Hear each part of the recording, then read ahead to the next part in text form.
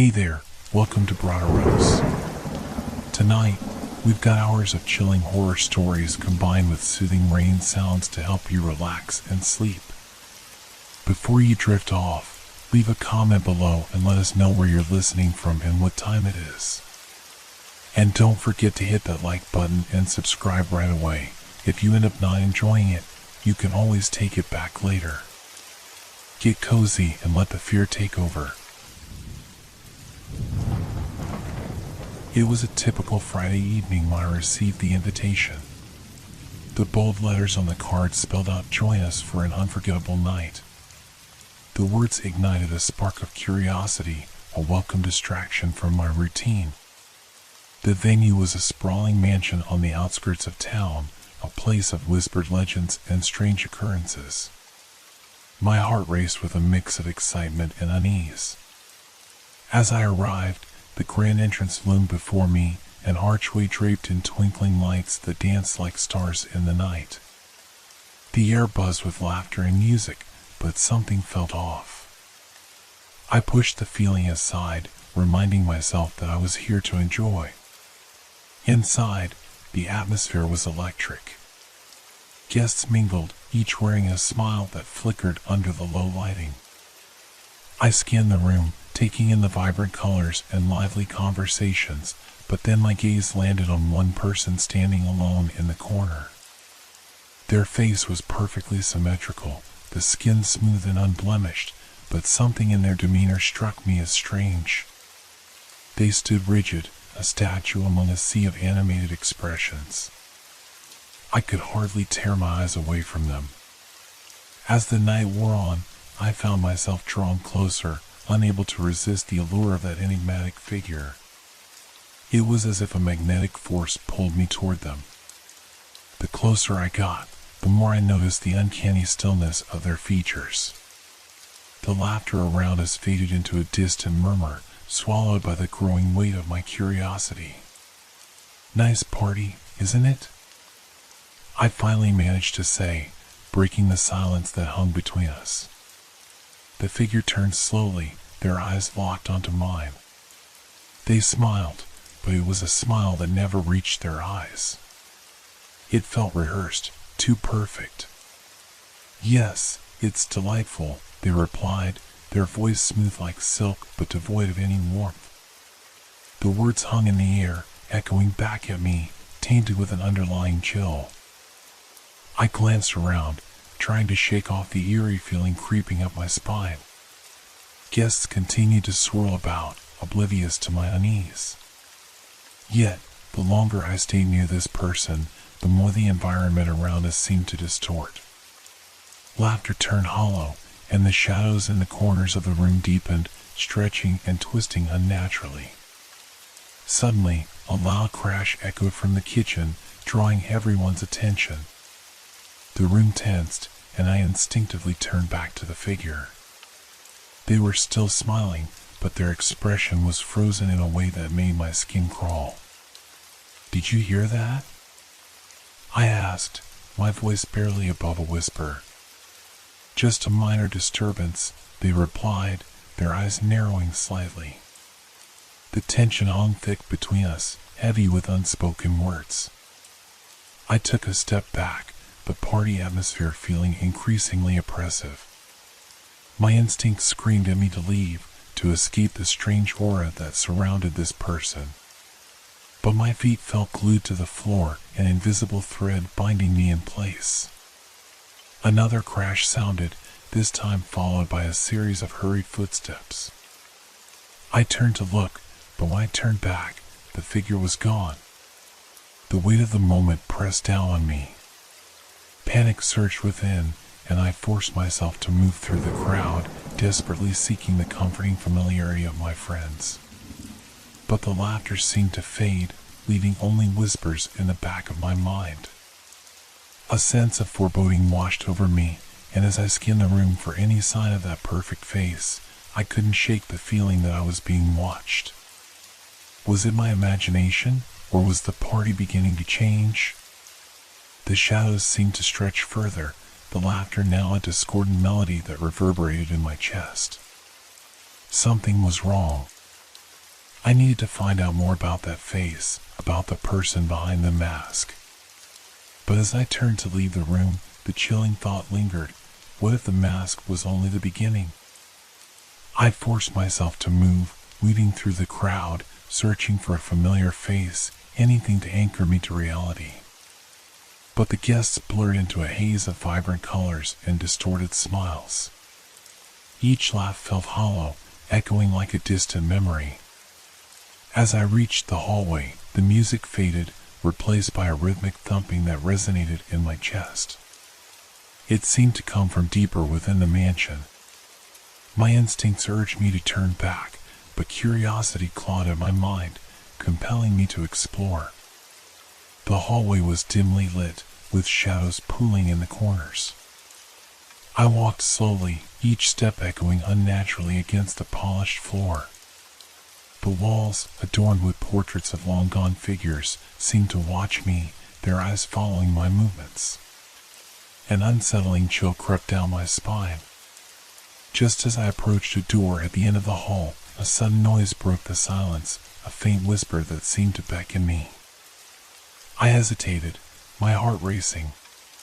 Was it my imagination, or was someone really there? "Hello?" I called out, my voice trembling slightly. The only reply was the soft echo of my words. I reached for the doorknob, feeling the cold metal under my palm. As I twisted it open, a wave of musty air hit me, laden with the scent of old wood and something far more unsettling. Inside, the room was cluttered with boxes and forgotten furniture, but at the center stood a tall mirror. Its surface was streaked with dust, reflecting the dim light in an eerie glow. I approached, drawn to it as if it held the answers to my questions. As I peered into the glass, the reflection seemed to shimmer, and for a moment, I caught a glimpse of the masked figure from the party behind me, their face still perfectly composed, but their eyes now glinting with something darker. I whipped around, but the room was empty. Panic surged through me. I turned back to the mirror, my breath quickening. The reflection shifted again, and I could see a flicker of movement, a shadow flitting past the doorway. My heart pounded. Was someone in the house with me? Just then, a series of sharp knocks echoed from the wall beside me, loud and insistent. I jumped, spinning back towards the door. But the moment I turned, I caught the faintest sound, a whisper that seemed to wrap around my ears. "Leave, before it's too late." My pulse raced as I fumbled for the doorknob, desperation clawing at my chest. I pushed the door open and stumbled into the hallway, only to be met by a chilling silence. The music from the party was now distant, as if the very walls were closing in around me. Suddenly, I felt a presence behind me, a weight in the air. I dared to glance over my shoulder, and my breath caught in my throat. The figure stood there, the perfect mask of humanity still fixed on their face, but now there was an undeniable menace lurking beneath the surface. "Looking for something?" they asked, their voice smooth yet laced with a hidden threat. I froze, words dying in my throat. Their smile was still there, but it twisted into something sinister, revealing a glimpse of jagged edges beneath that flawless facade. I turned and ran, my footsteps echoing loudly in the emptiness. As I fled down the hallway, the sounds of the party grew fainter, replaced by an unsettling quiet. My heart raced, pounding against my ribs as I burst through door after door, each room more shadowy and suffocating than the last. Then I heard it, a soft, rhythmic sound, steps trailing behind me, slow and deliberate. I couldn't risk looking back. I pushed through the final door, crashing into a dimly lit parlor. The room was lined with tall bookshelves, the air thick with dust. I could feel the figure closing in, their presence pressing against me like a weight. I darted behind the nearest shelf, heart racing, holding my breath. I could hear them moving through the room, their footsteps calculated and calm, as if they were playing a game. "Where are you hiding?" they called out, the voice dripping with a mocking playfulness. The shadows danced across the walls, and I pressed my back against the cool wood, praying for invisibility. The silence stretched, punctuated only by the faint rustling of fabric drawing nearer. Suddenly, the sound stopped. I dared to peek out, and my heart dropped as I caught sight of the figure standing just a few feet away, facing the shelves. The perfect mask was still in place, but the tension in the air felt palpable, electric. "Game over," they whispered, turning slowly, their eyes searching. The realization struck me like a cold wave. I was trapped. I had to find a way out before the mask slipped, revealing the truth hidden beneath. I had to survive. I pressed myself further into the shadows, heart hammering in my chest. The figure's presence was a dark cloud in the room, suffocating and oppressive. Every instinct urged me to run, but the fear of being caught anchored me in place. "Why hide?" they taunted, their voice low and smooth. "You could join us. It's much more fun when you embrace the game." A chill raced down my spine. What game? The air felt heavy, laden with a sense of dread. I needed a plan. I scanned the room, eyes darting over the furniture and bookshelves. An escape route had to be nearby. As the figure stepped closer, I caught a glimpse of their reflection in the dusty mirror that hung on the wall opposite me. In the glass, they seemed to distort slightly, the edges of their form wavering like a mirage. My breath quickened. This wasn't just a person. There was something unnatural about them. They paused, sensing my movement. "I see you," they said, their tone playful yet chilling. With a sudden surge of adrenaline, I bolted from my hiding spot, darting toward the door. The figure lunged after me, but I was faster, pushing through the threshold into a dim corridor that seemed to stretch endlessly. I ran, each footfall echoing off the walls, the sound of my racing heart pounding in my ears. The corridor twisted and turned, but I kept moving, fueled by fear and desperation. I had to find a way out. As I rounded a corner, the air shifted. The walls seemed to close in, the familiar space growing increasingly alien. I stumbled upon a staircase, its steps creaking ominously beneath my weight. I descended, heart racing, praying it would lead me to freedom. The basement was dark and damp, the smell of mildew thick in the air. I hesitated at the bottom, the weight of silence pressing down on me. Flickering light bulbs hung from the ceiling, casting shadows that danced like phantoms around me. I ventured deeper, searching for a way out, but the only exit seemed to be a heavy door at the far end, its surface worn and grimy. As I approached, I could hear the faint sound of water dripping somewhere in the distance, a lonely reminder of my isolation. Suddenly, a shuffling noise made me freeze. I turned slowly, straining to listen. It came again, a low rustling sound that seemed to echo from the shadows. I was not alone. A figure emerged from the darkness. This one was different. Their face was obscured by grime, a reflection of the decay surrounding us. I opened my mouth to scream, but the voice caught in my throat as I recognized the shape. "Help me," they croaked, eyes wide with desperation. "You have to get out of here."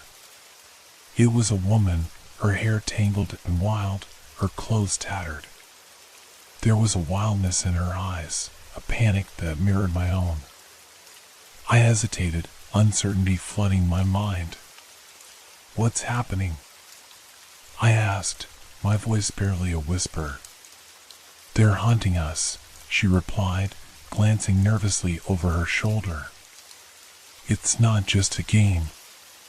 They want to take us. You can't let them catch you." The realization hit me like a punch. "Who?" I demanded, fear spilling out. The ones in the masks, she gasped, her voice trembling. They're not human. They can wear anyone's face, anyone's skin. You have to find a way out before they find you. Her words sent a jolt of panic through me. I could feel the familiar chill creeping back, that same feeling of being watched. The woman's expression shifted to horror as she turned to look behind me.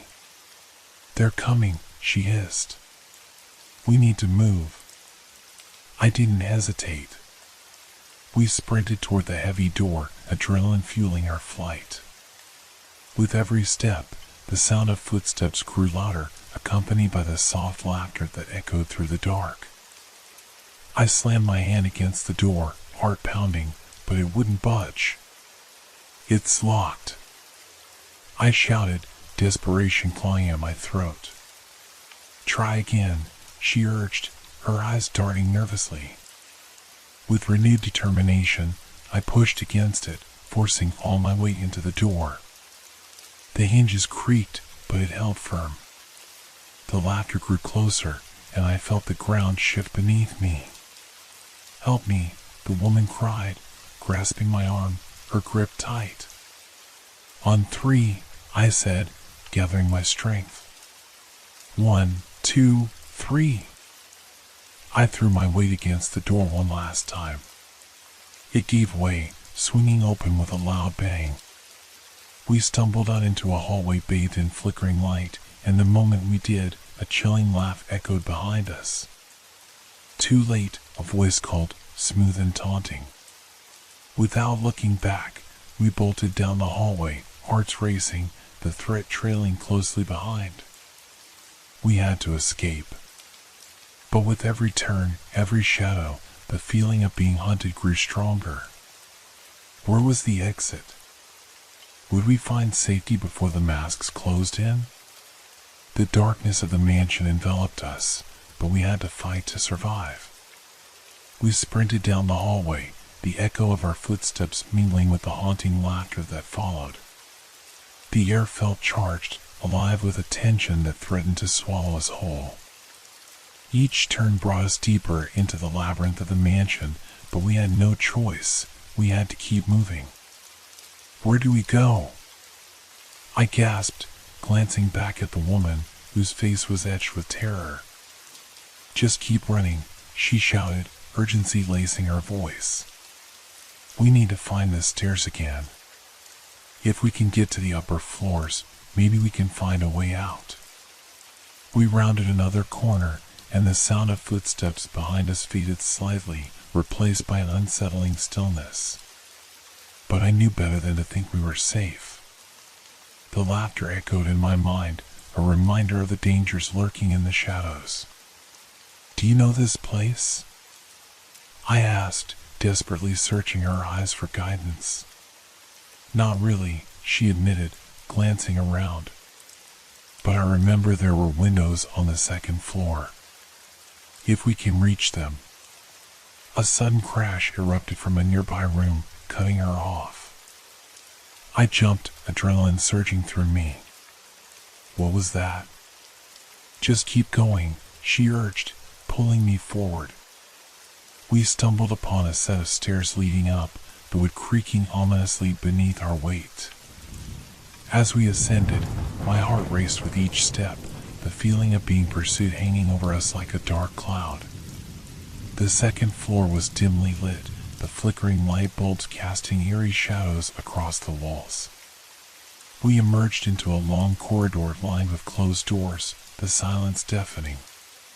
There, the woman pointed to a window at the end of the hallway, its glass dim and dusty. If we can get there. Suddenly, a door swung open behind us, and a figure emerged, their face obscured by a grotesque mask, a perfect imitation of a smiling human. My breath caught in my throat as fear shot through me. Run! I screamed, and we sprinted toward the window, desperation fueling our movements. The masked figure laughed, a sound that sent chills down my spine. You think you can escape? As we reached the window, I could see the faint glow of moonlight outside. My heart soared with hope, but it quickly faded as I realized it was too high to jump. I fumbled with the latch, but it wouldn't budge. "Help me!" I cried, panic rising. The woman joined me, struggling with the window, but it remained stubbornly shut. Behind us, the sound of footsteps grew louder, the laughter echoing menacingly through the corridor. "We need to break it," she shouted, glancing over her shoulder. I nodded, fear coursing through me. We stepped back and launched ourselves at the window together. The glass shattered with a deafening crash, sending shards scattering across the floor. "Go!" I yelled, climbing through the jagged opening, feeling the cool night air wash over me. The woman followed, and we landed on the grassy ground below with a soft thud. We had made it outside, but the relief was short-lived. The mansion loomed behind us, dark and ominous, the windows like empty eyes watching our every move. "Where now?" I panted, glancing around. The sprawling grounds were overgrown, the moon casting an eerie glow over the landscape. "We need to get as far away from here as possible," she said, scanning the darkness. "The trees. They'll give us cover." We took off toward the tree line, the ground uneven beneath our feet. The laughter from the mansion faded into the distance, but the feeling of dread lingered, as if the very air around us was charged with danger. As we reached the trees, we ducked beneath the branches, the darkness wrapping around us like a cloak. The shadows felt alive, shifting and whispering secrets. I leaned against a tree, trying to catch my breath, my heart still racing. "We should keep moving," the woman urged, her voice low. "Do you think they'll follow us?" I asked, dread pooling in my stomach. "They always follow," she replied, her eyes wide with fear. "They can't let anyone leave." I shivered at her words, the weight of the situation settling heavily on my shoulders. We had escaped the mansion, but were we truly free? As we pressed deeper into the woods, I could hear the distant sounds of the party, the laughter turning into something darker, more sinister. The woods seemed to close in around us, the trees whispering warnings. "Do you think anyone else got out?" I asked, uncertainty gnawing at my mind. "Maybe," she said, glancing back toward the mansion. "But we can't go back. We have to keep moving, or we'll end up just like them." We pushed forward, driven by the instinct to survive. But with every rustle of leaves, every snap of a twig, the feeling of being hunted returned, gnawing at the edges of my sanity. The woods grew thicker, shadows intertwining with the moonlight, and I couldn't shake the feeling that we were not alone. My heart raced as I turned to the woman, desperation in my voice. "Do you think we'll ever escape this nightmare?" Her eyes held a flicker of fear, but she nodded. "We have to believe we will. It's the only way we'll survive." But deep down, doubt lingered. As the sounds of the party faded further into the distance, a chilling thought settled in my mind. What if the masks had already claimed their next victims? What if we were already too late? We pressed on through the thick underbrush, branches clawing our clothes and skin. The chill of the night seeped into my bones, mingling with the fear that gripped my heart. Each rustle of leaves, each whisper of the wind, felt like a reminder that danger was still lurking just beyond our sight.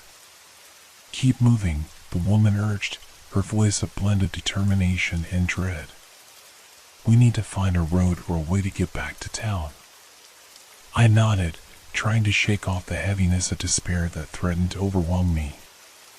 But the sounds of the party still echoed in the back of my mind, a haunting reminder of what we had escaped. We stumbled through the trees, navigating the darkened path, when suddenly a low growl echoed from the shadows. My heart dropped. What was that? I whispered, my voice barely audible. Just keep going, she urged again, but fear gripped her as well. As we continued, the growl morphed into laughter, a twisted, mocking sound that sent chills racing down my spine. The laughter was too familiar, an echo of the perfect mask we had fled. Not now, I muttered under my breath, glancing back nervously.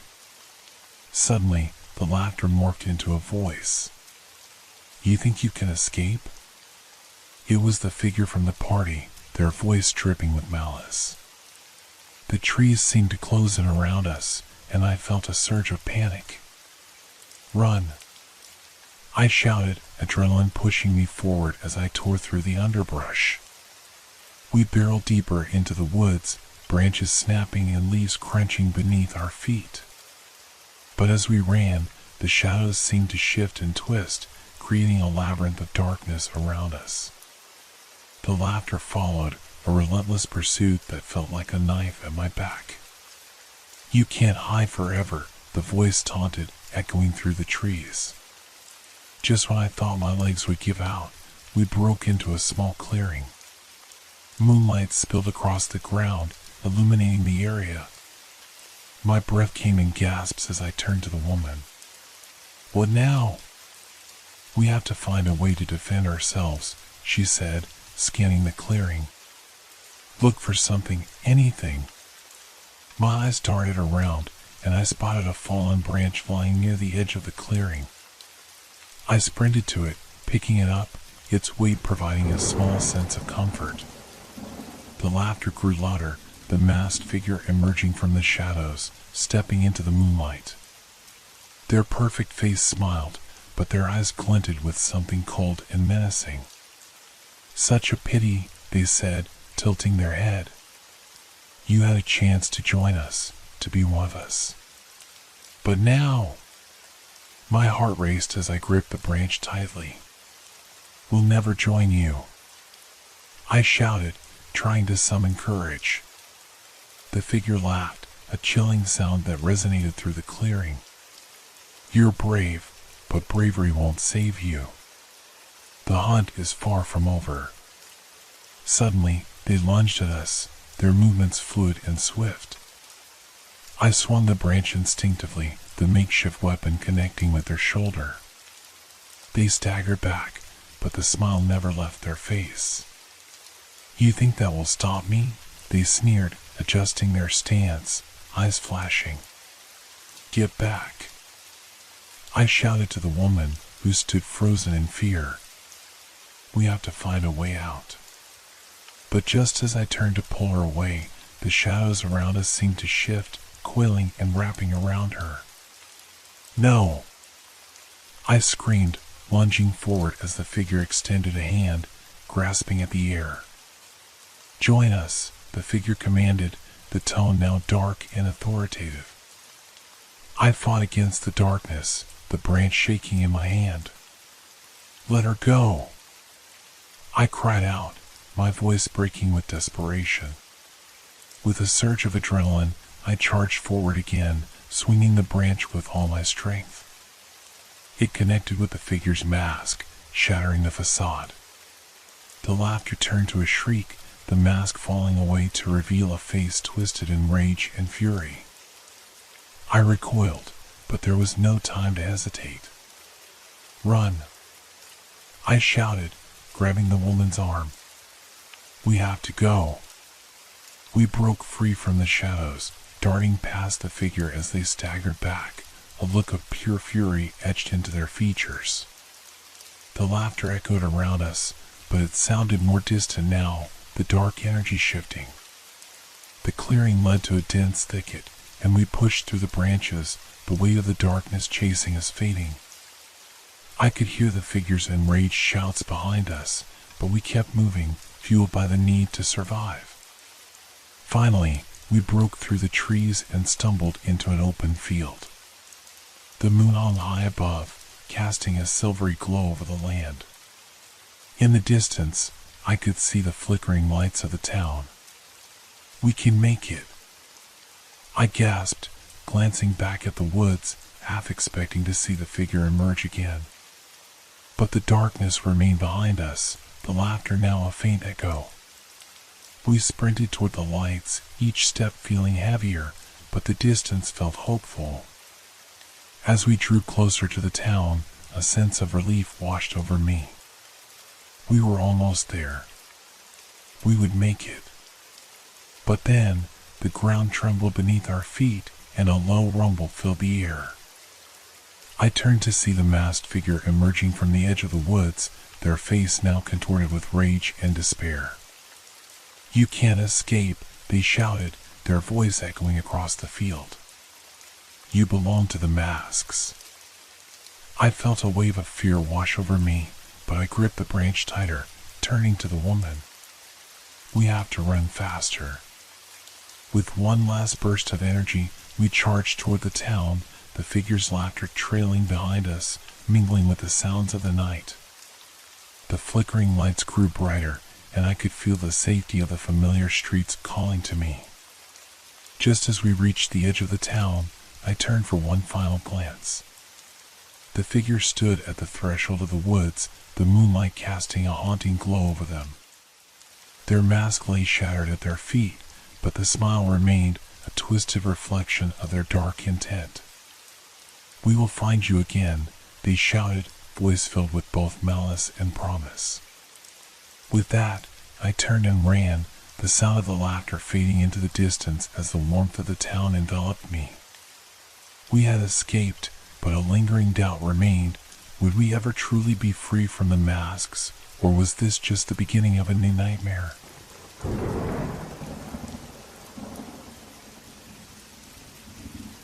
Have you ever found something that changed everything? I never believed in the extraordinary, never thought I would stumble upon an object that would lead me to question my reality. It started one ordinary Tuesday at work. I was cleaning out an old filing cabinet in the storage room, dust swirling in the air, when I found them, a set of keys, each one unique, glinting in the dim light. They seemed oddly out of place, as if they belonged to a different time or a different world. At first, I brushed them off, thinking they must belong to a long-forgotten drawer or a locked box hidden somewhere in the office. I pocketed them, curious but indifferent. It was just a mundane discovery, or so I thought. Later that evening, as I settled into my small apartment, I felt a nagging pull to take the keys out again. I laid them on the kitchen table, their metallic surface reflecting the dim light. Each key was intricate, adorned with swirling patterns that seemed to shift slightly when I looked at them directly. "What do you open?" I murmured to myself, half joking. I picked one up, feeling its weight in my palm. The metal was cool, almost too cool for the warmth of my skin. A shiver ran down my spine, but I dismissed it as a trick of my imagination. As the days passed, I couldn't shake the feeling that something was off. The world outside my window took on a surreal quality, the sounds of the city, a distant hum of traffic, the faint chatter of neighbors, felt muted, almost as if I were listening through water. Then, 3 days after I found the keys, something happened. I returned home to find a door in my hallway, a door that had never been there before. It was wooden, old but sturdy, its surface marred by scratches and fading paint. "What the hell?" I whispered, my heart pounding. I approached it cautiously, the keys still heavy in my pocket. It was just a door, but an inexplicable feeling gripped me, a mix of dread and curiosity. I reached for the doorknob, its cold metal sending a jolt of electricity through my hand. Just then, a low creak echoed from behind the door, followed by a sound that made my blood run cold, a faint whisper, almost like a voice calling my name. "Hello?" I called out, my voice trembling. There was no answer, just silence, thick and suffocating. The whispers seemed to intensify, echoing through the narrow hallway, reverberating off the walls. I took a step back, my mind racing. Had I really heard something? Or was it just my imagination playing tricks? The hallway, usually so familiar, now felt foreign and threatening. The shadows deepened, curling around me like claws. With trembling hands, I pulled the keys from my pocket, their weight grounding me, reminding me of the mundane reality I had come from. I stared at the door again. It was just a door, wasn't it? But deep down, I sensed that this was no ordinary door. The air around it crackled with an energy I couldn't explain, a pull that seemed to urge me closer. My heart raced as I turned the key in my mind. Should I enter? I stood there, frozen, the world around me fading into a blur. The whispers grew louder, wrapping around my thoughts, inviting me to step through, to see what lay beyond. But the fear was palpable, wrapping around my heart like a vice. Just then, I heard a soft thud behind me, snapping me back to reality. I turned, adrenaline surging through my veins. It was just a neighbor's cat, peeking curiously from around the corner, but the moment felt surreal. The ordinary suddenly seemed so out of place. Taking a deep breath, I turned back to the door. I could feel the keys in my hand, each one beckoning me. I had to know. But would I be ready for what lay on the other side? Would I regret opening a door that was never meant to be there? With one final glance at the door, I made my decision. I would unlock this mystery, even if it led to danger. I could feel the weight of the unknown pressing down on me, the whispers growing fainter but more insistent. As I stood before the door, the key's cold metal felt alive in my hand, and I knew that I was standing on the threshold of something that could change everything, something I might never come back from. I stood in front of the door, my heart racing as I contemplated what lay beyond. The whispers had faded, but their lingering presence clawed at my mind. What was waiting for me on the other side? Curiosity battled with fear, each emotion amplifying the other until I felt dizzy. Taking a deep breath, I placed the key against the lock. It fit perfectly, as if it had been waiting for this moment. My hand trembled as I turned the key, the mechanism clicking into place with a satisfying yet unsettling sound. The door creaked open, revealing a darkness that seemed to stretch beyond the limits of my imagination. I hesitated, the weight of the moment pressing down on me like a heavy blanket. It was just a door, but I felt as if I were staring into an abyss. Just one step, I whispered to myself, trying to summon courage. With a final deep breath, I stepped through. The moment I crossed the threshold, the air shifted, thickening around me like fog. I was no longer in my hallway, but in a vast, dimly lit expanse that felt both familiar and alien. The ground beneath my feet was uneven, the floor composed of cracked tiles that seemed to shift under my weight. Shadows danced at the edges of my vision, darting away whenever I turned to look. The silence was oppressive, broken only by the occasional soft whisper just out of earshot. "Hello?" I called out, my voice echoing in the emptiness. There was no response. Just the sound of my heartbeat pounding in my ears. I took a few cautious steps forward, each one sending a wave of uncertainty through me. The air was cooler here, carrying an electric charge that raised the hairs on the back of my neck. I could sense that something was watching me, lurking just beyond the veil of shadows. As I moved deeper into this strange space, I began to notice faint outlines, furniture, perhaps, or remnants of a life once lived.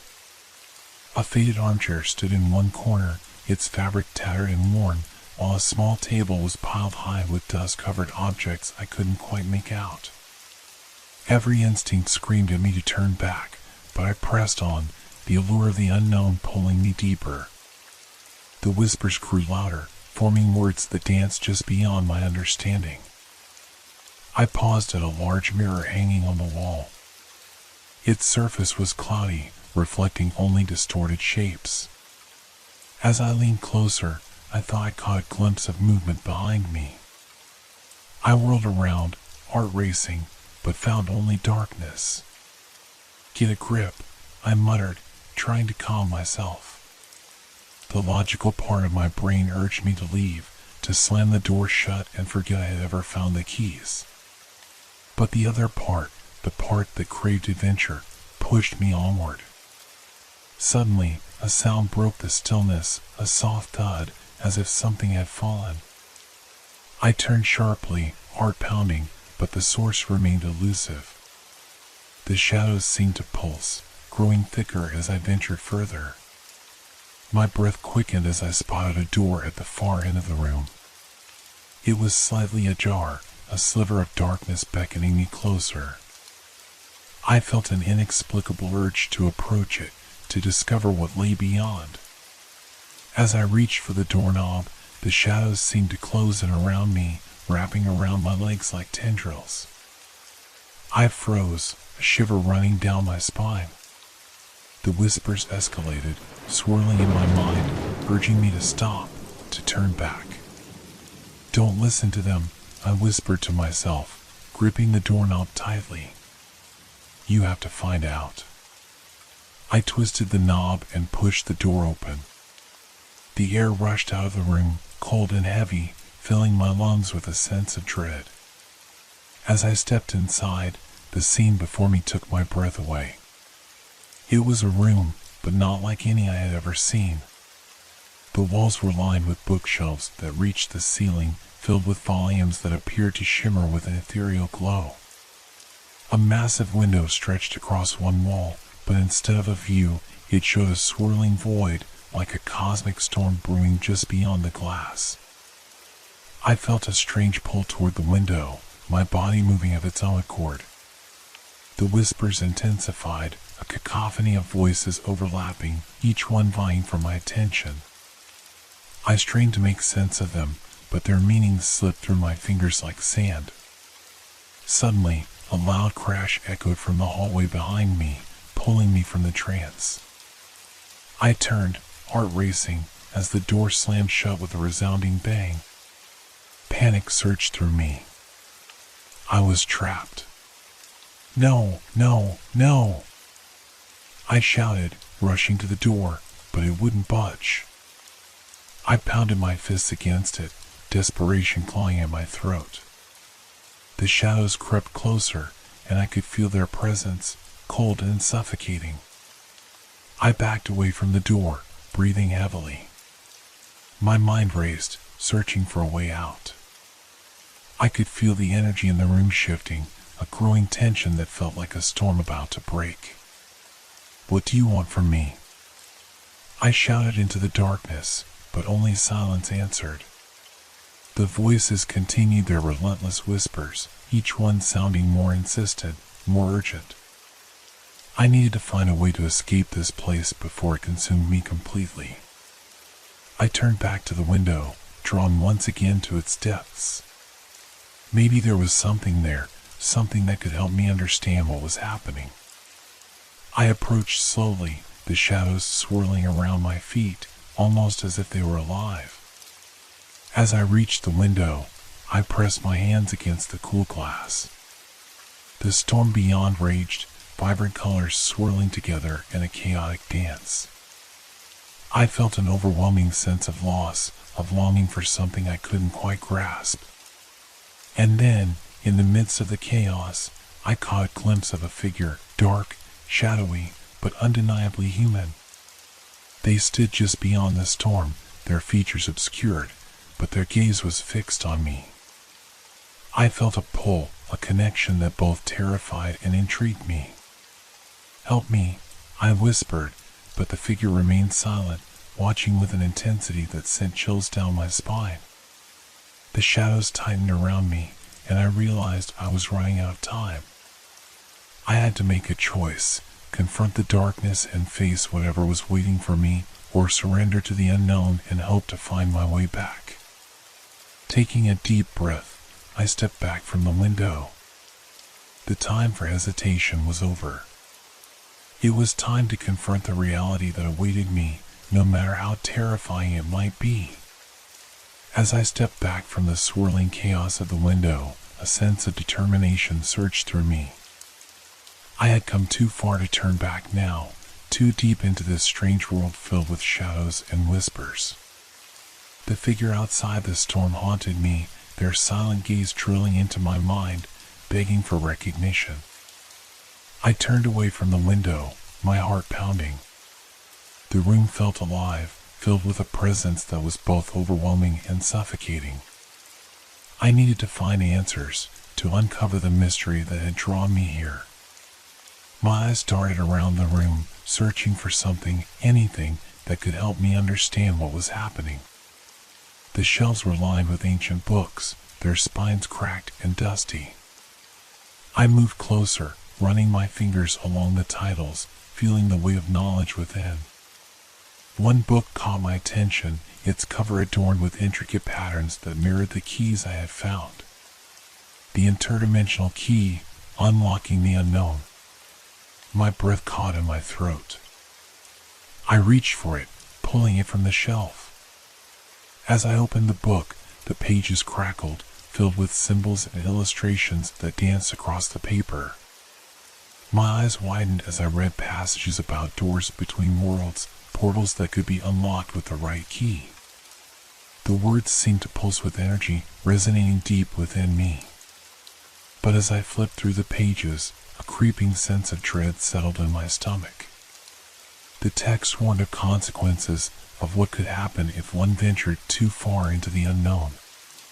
It spoke of dark entities that roamed these spaces, waiting to ensnare the curious. I slammed the book shut, the sound echoing in the silence.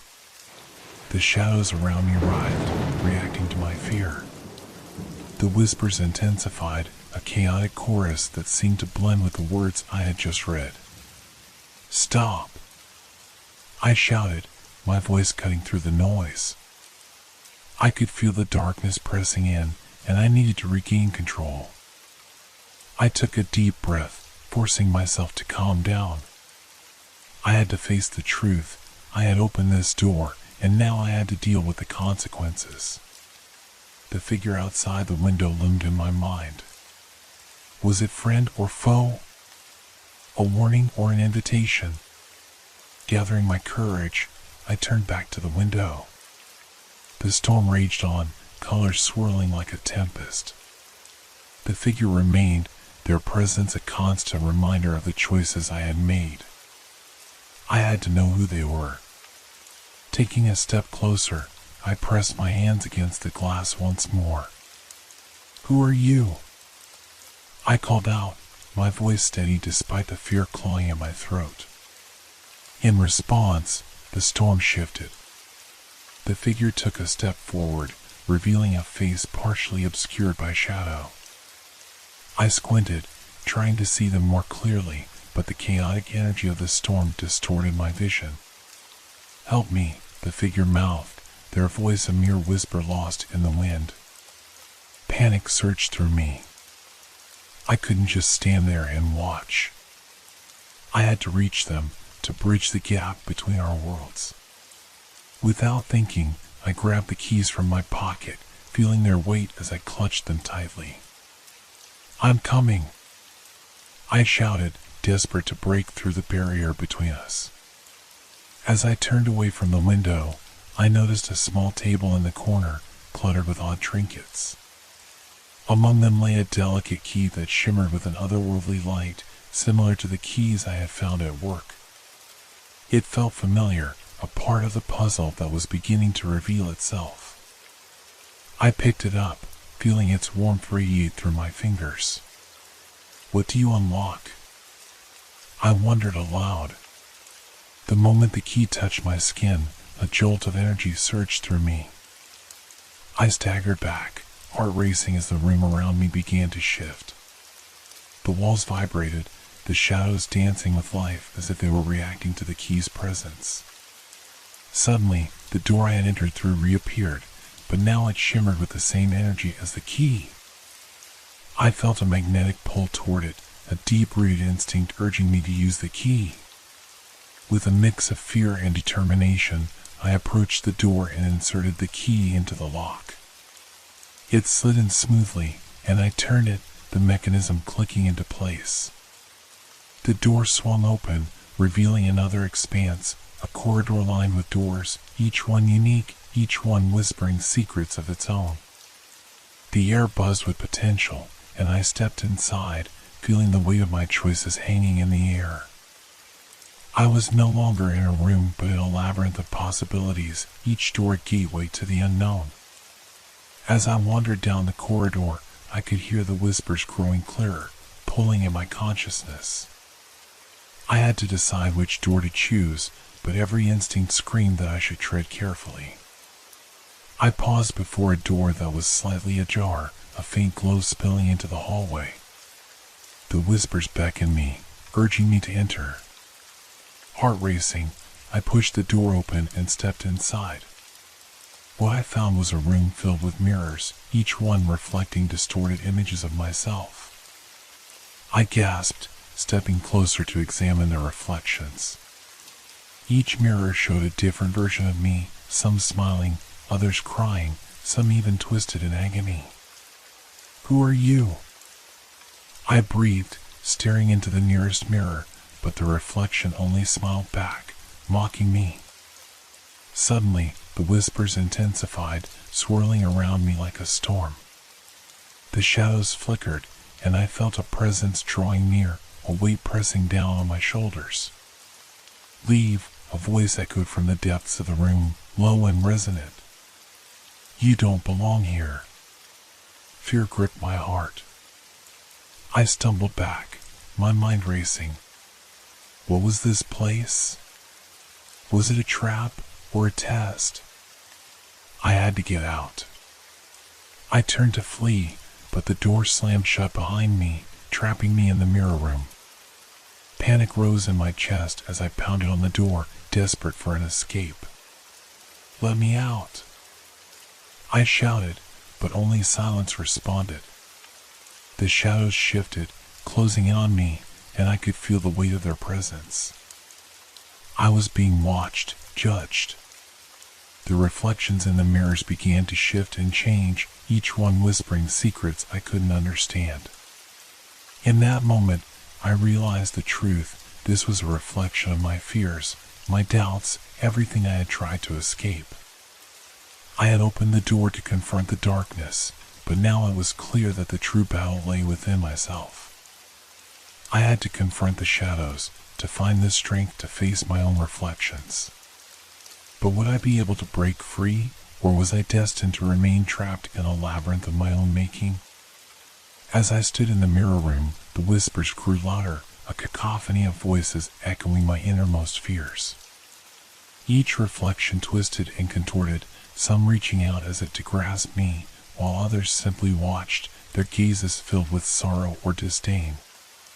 My heart raced, and I felt the walls closing in, the shadows encroaching on my sense of self.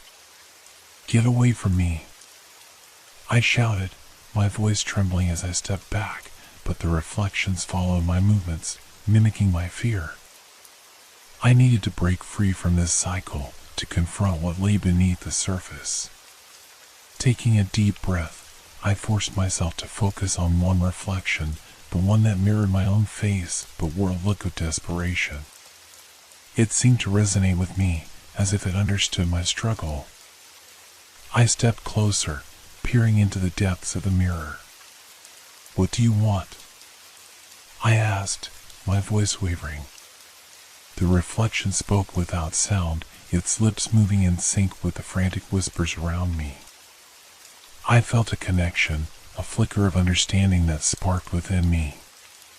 "Face it," the silent figure mouthed, pointing at something behind me. I turned quickly, but there was nothing there, just the oppressive shadows and the flickering light from the mirrors. "Face what?"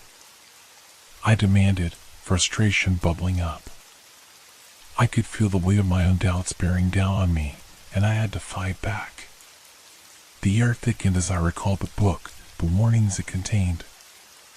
I had to confront the darkness within me, to acknowledge my fears instead of running from them. Maybe this was the key to unlocking my path forward. Fine, I said, steeling myself. I'll face you. I turned back to the mirror and locked eyes with the desperate reflection. What do you represent?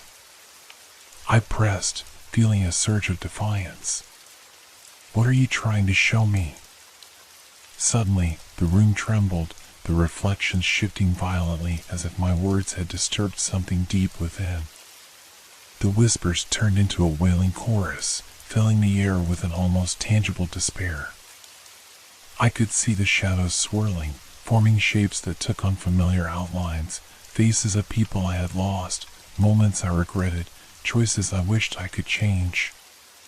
Each one flickered in and out, their expressions twisted with pain and sorrow. No! I shouted, backing away. You can't hold me. I'm not afraid anymore. The reflection that mirrored my face shifted again, transforming into a version of me that wore a mask of despair. I gasped, feeling the familiar sting of regret wash over me. You're me, I whispered, realization hitting hard. You're all the things I've hidden away, all the pain I've refused to acknowledge. The room seemed to pulse with energy, the shadows writhing as I confronted this truth.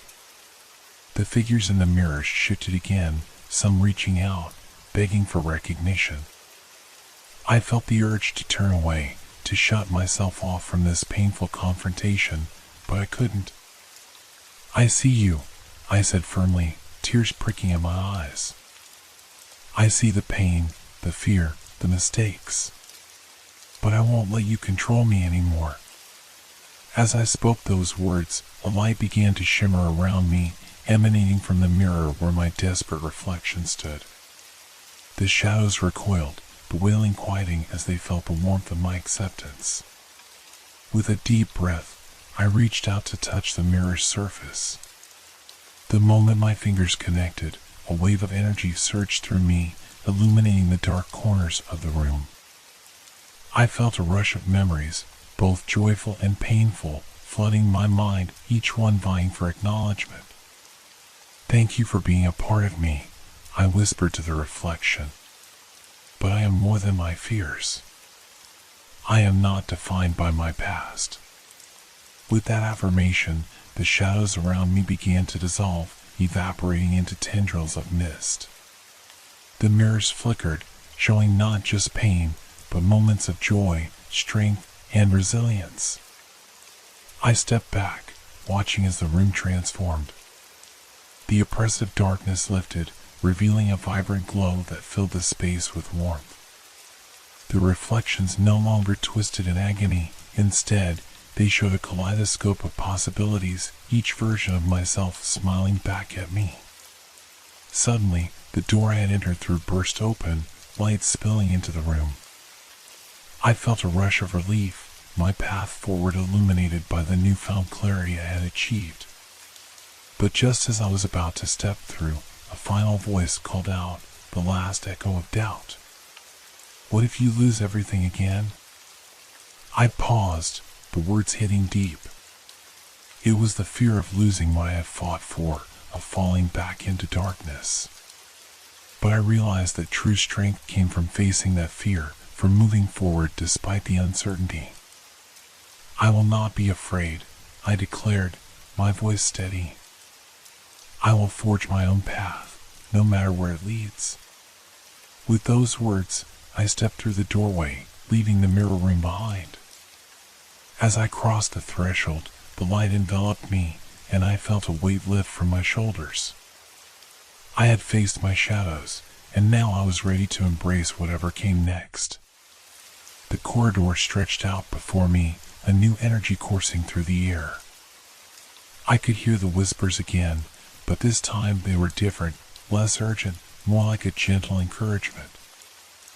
I felt a sense of purpose guiding me, pushing me forward. I walked along the corridor, approaching another door that stood slightly ajar. The whispers beckoned, inviting me to discover what lay beyond. I could feel my heart racing with anticipation and fear, but this time it was mixed with excitement.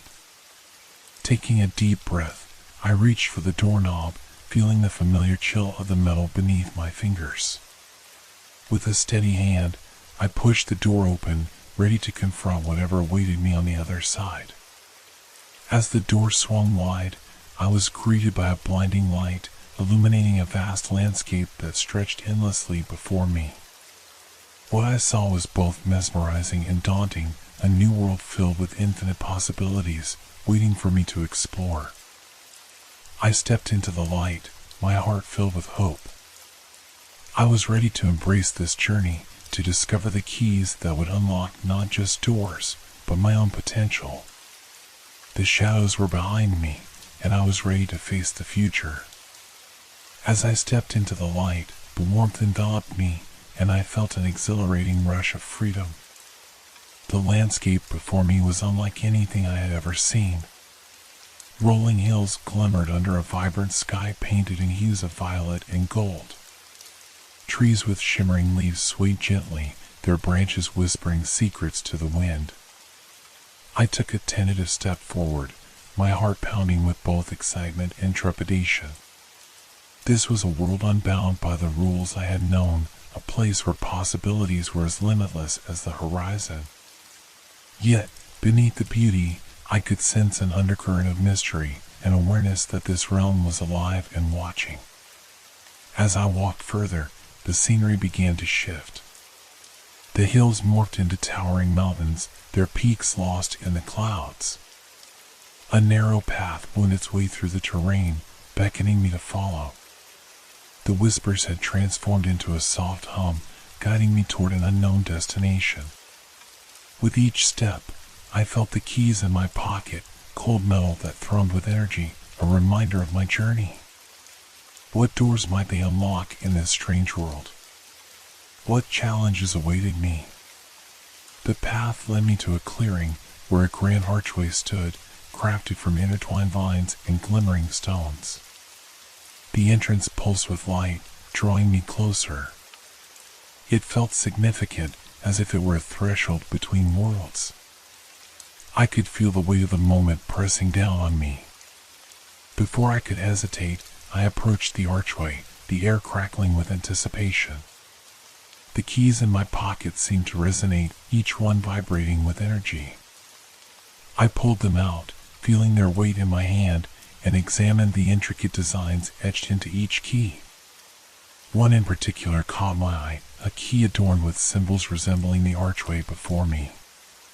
It glimmered with an otherworldly light, and I knew it was meant for this very moment.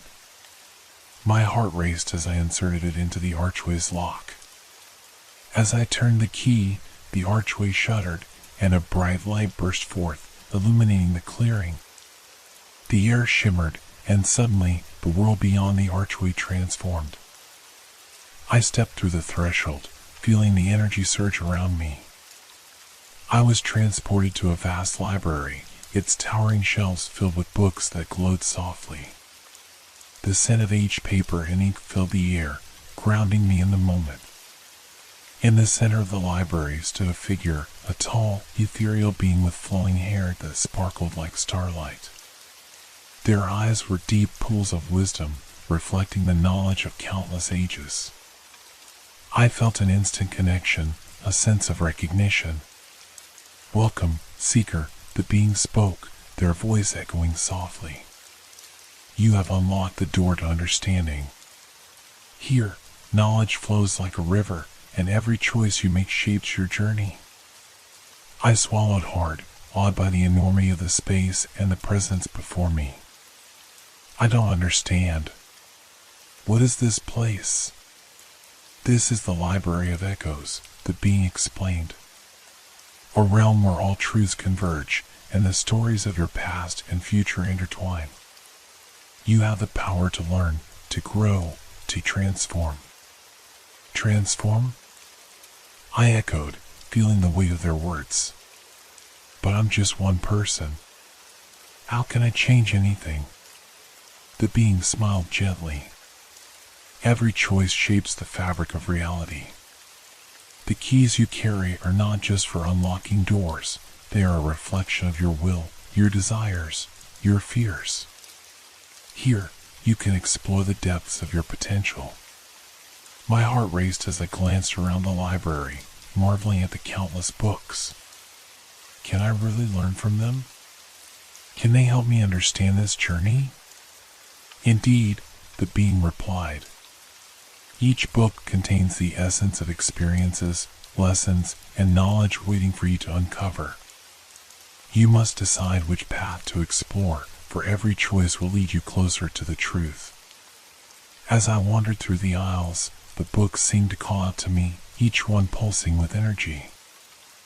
I reached for one with a shimmering cover, and the moment I touched it, images flooded my mind, memories, emotions, and insights intermingling. I opened the book, its pages filled with vibrant illustrations and text that flowed like a river. It spoke of courage, resilience, and the importance of confronting one's fears. The words resonated deeply within me, igniting a fire of determination. What if I fail? I asked, a flicker of doubt creeping in. Failure is a part of growth, the being reassured me. Embrace it, learn from it. Only then can you truly evolve. Taking a deep breath, I closed my eyes and allowed the knowledge to seep into my being. I felt a profound shift within me, as if pieces of a puzzle were falling into place. I understood now that I was not defined by my past, but rather shaped by my choices. As I absorbed the wisdom, the being stepped closer. You must remember, the journey does not end here. Each key you possess opens a new chapter. You have the power to choose your own story. I nodded, feeling a newfound strength surging through me. I will embrace my journey, no matter where it leads. The being smiled, a radiant light surrounding them. Then go forth, seeker. Explore the paths that await you. And remember, every key unlocks a new door, but it is your heart that holds the true power. With that, the library began to fade, the shelves blurring into a whirl of colors. I felt the familiar tug of energy pulling me back toward the archway. As I stepped through, I knew I was not just leaving a space, but carrying its essence within me. Emerging into the vibrant landscape once more, I felt lighter, unburdened by the shadows of doubt. The world around me shimmered with possibility, and I was ready to embrace whatever came next. The path ahead branched into multiple directions, each one whispering tales of adventure. I closed my eyes for a moment, allowing intuition to guide me. Then, without hesitation, I chose the path to the right, a narrow trail that wound through a forest filled with luminous flowers. With each step, I could feel the energy of the world flowing through me. I was ready to face new challenges, to learn from my experiences, and to unlock the doors that awaited in this extraordinary realm. I had embraced my journey, and the adventure was just beginning.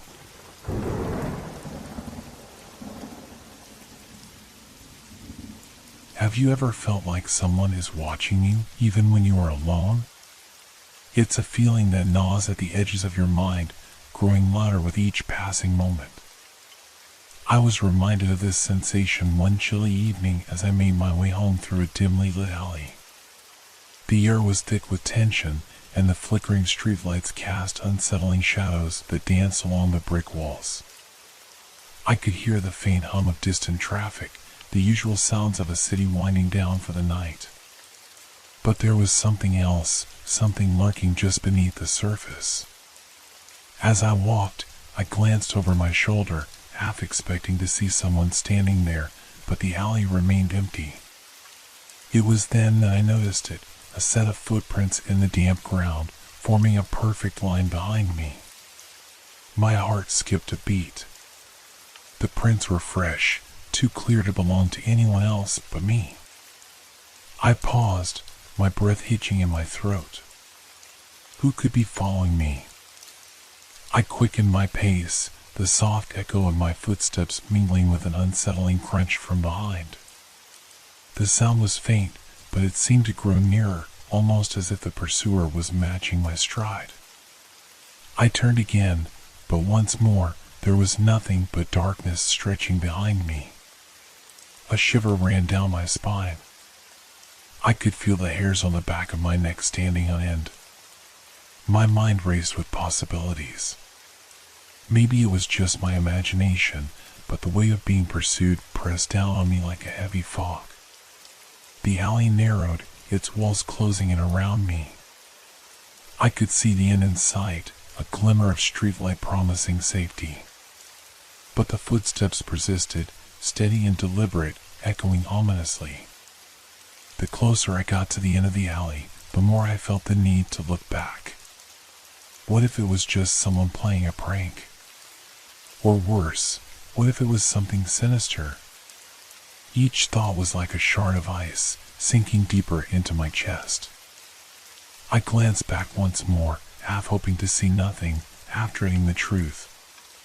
That's when I saw it, a fleeting shadow darting just out of my line of sight. It flickered like a candle in the wind, but my heart raced, pounding in my ears. I wanted to scream, to run, but my feet felt glued to the ground. Get a grip, I muttered to myself, trying to push the fear away. It's nothing. But my voice trembled, betraying my bravado. I could hear my heartbeat echoing in the stillness, a frantic drum urging me to move faster. I reached the end of the alley and burst into the street, the brightness of the streetlight washing over me like a wave of safety. I turned to face the alley, the footsteps suddenly stopping as I stepped into the light. For a moment, I felt a rush of relief, but it was short-lived. The shadows of the alley seemed to stretch and curl, as if alive, cloaked in a darkness that held secrets I couldn't begin to understand. The silence was deafening, a void where only moments ago I had heard the echoes of pursuit.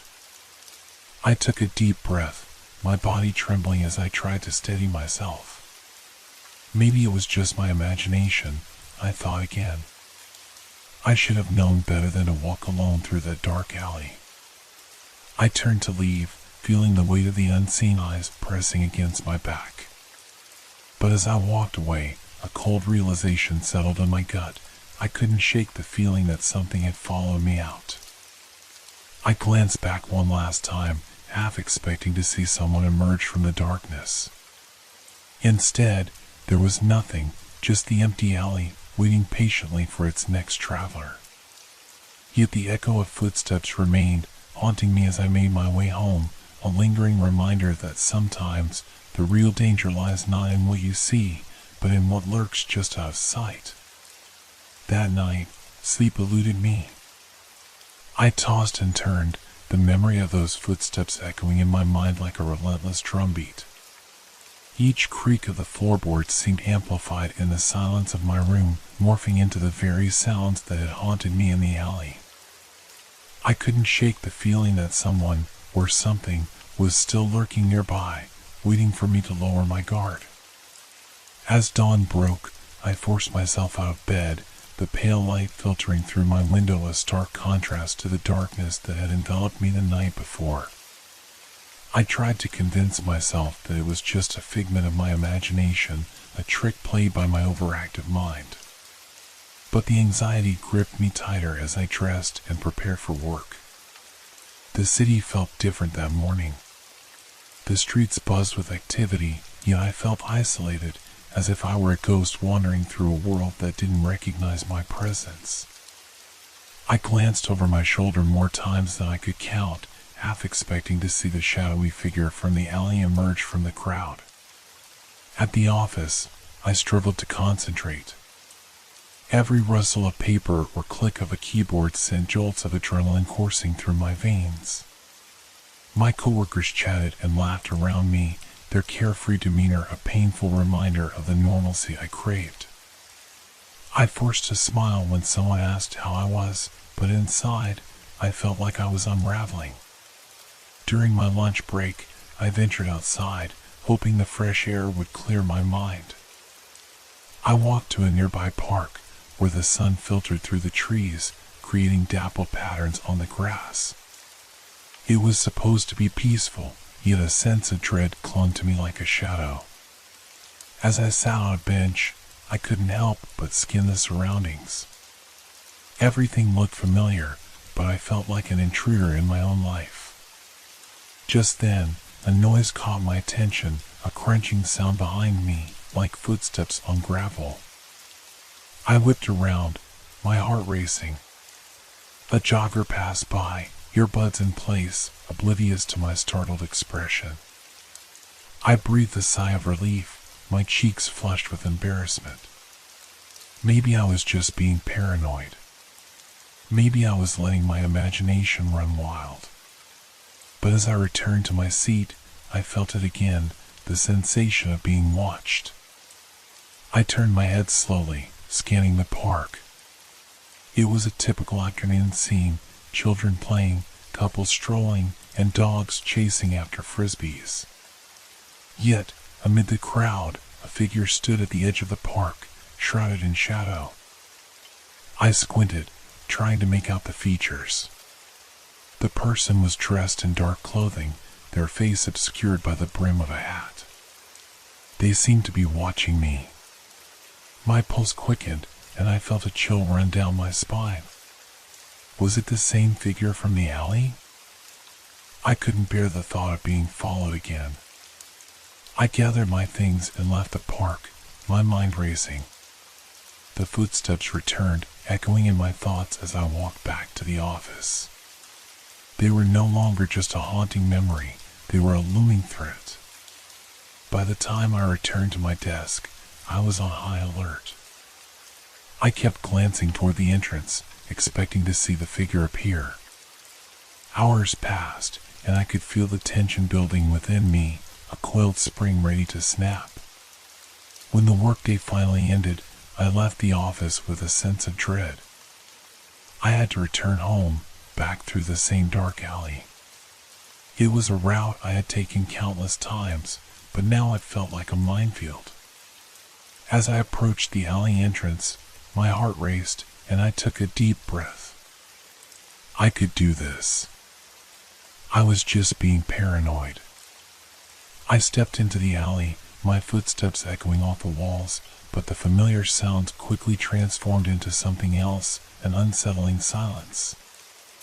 I quickened my pace, each footfall amplifying the tension in the air. And then I heard it again, the faint sound of footsteps behind me, matching my own. Panic surged through me as I glanced back, and the alley swallowed me in darkness. This time, I could see a shape forming in the shadows. It was a silhouette, growing clearer with every moment.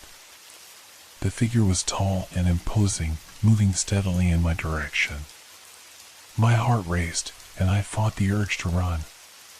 Instead, I focused on the light at the end of the alley, willing my legs to move faster. The footsteps grew louder, echoing in a rhythm that mirrored my frantic heartbeat. I was almost at the end when I turned around one last time. The figure was closer now, its features still hidden, but I could sense the intent behind its movements. It was no longer just a shadow, it was a presence, an entity that fed off my fear.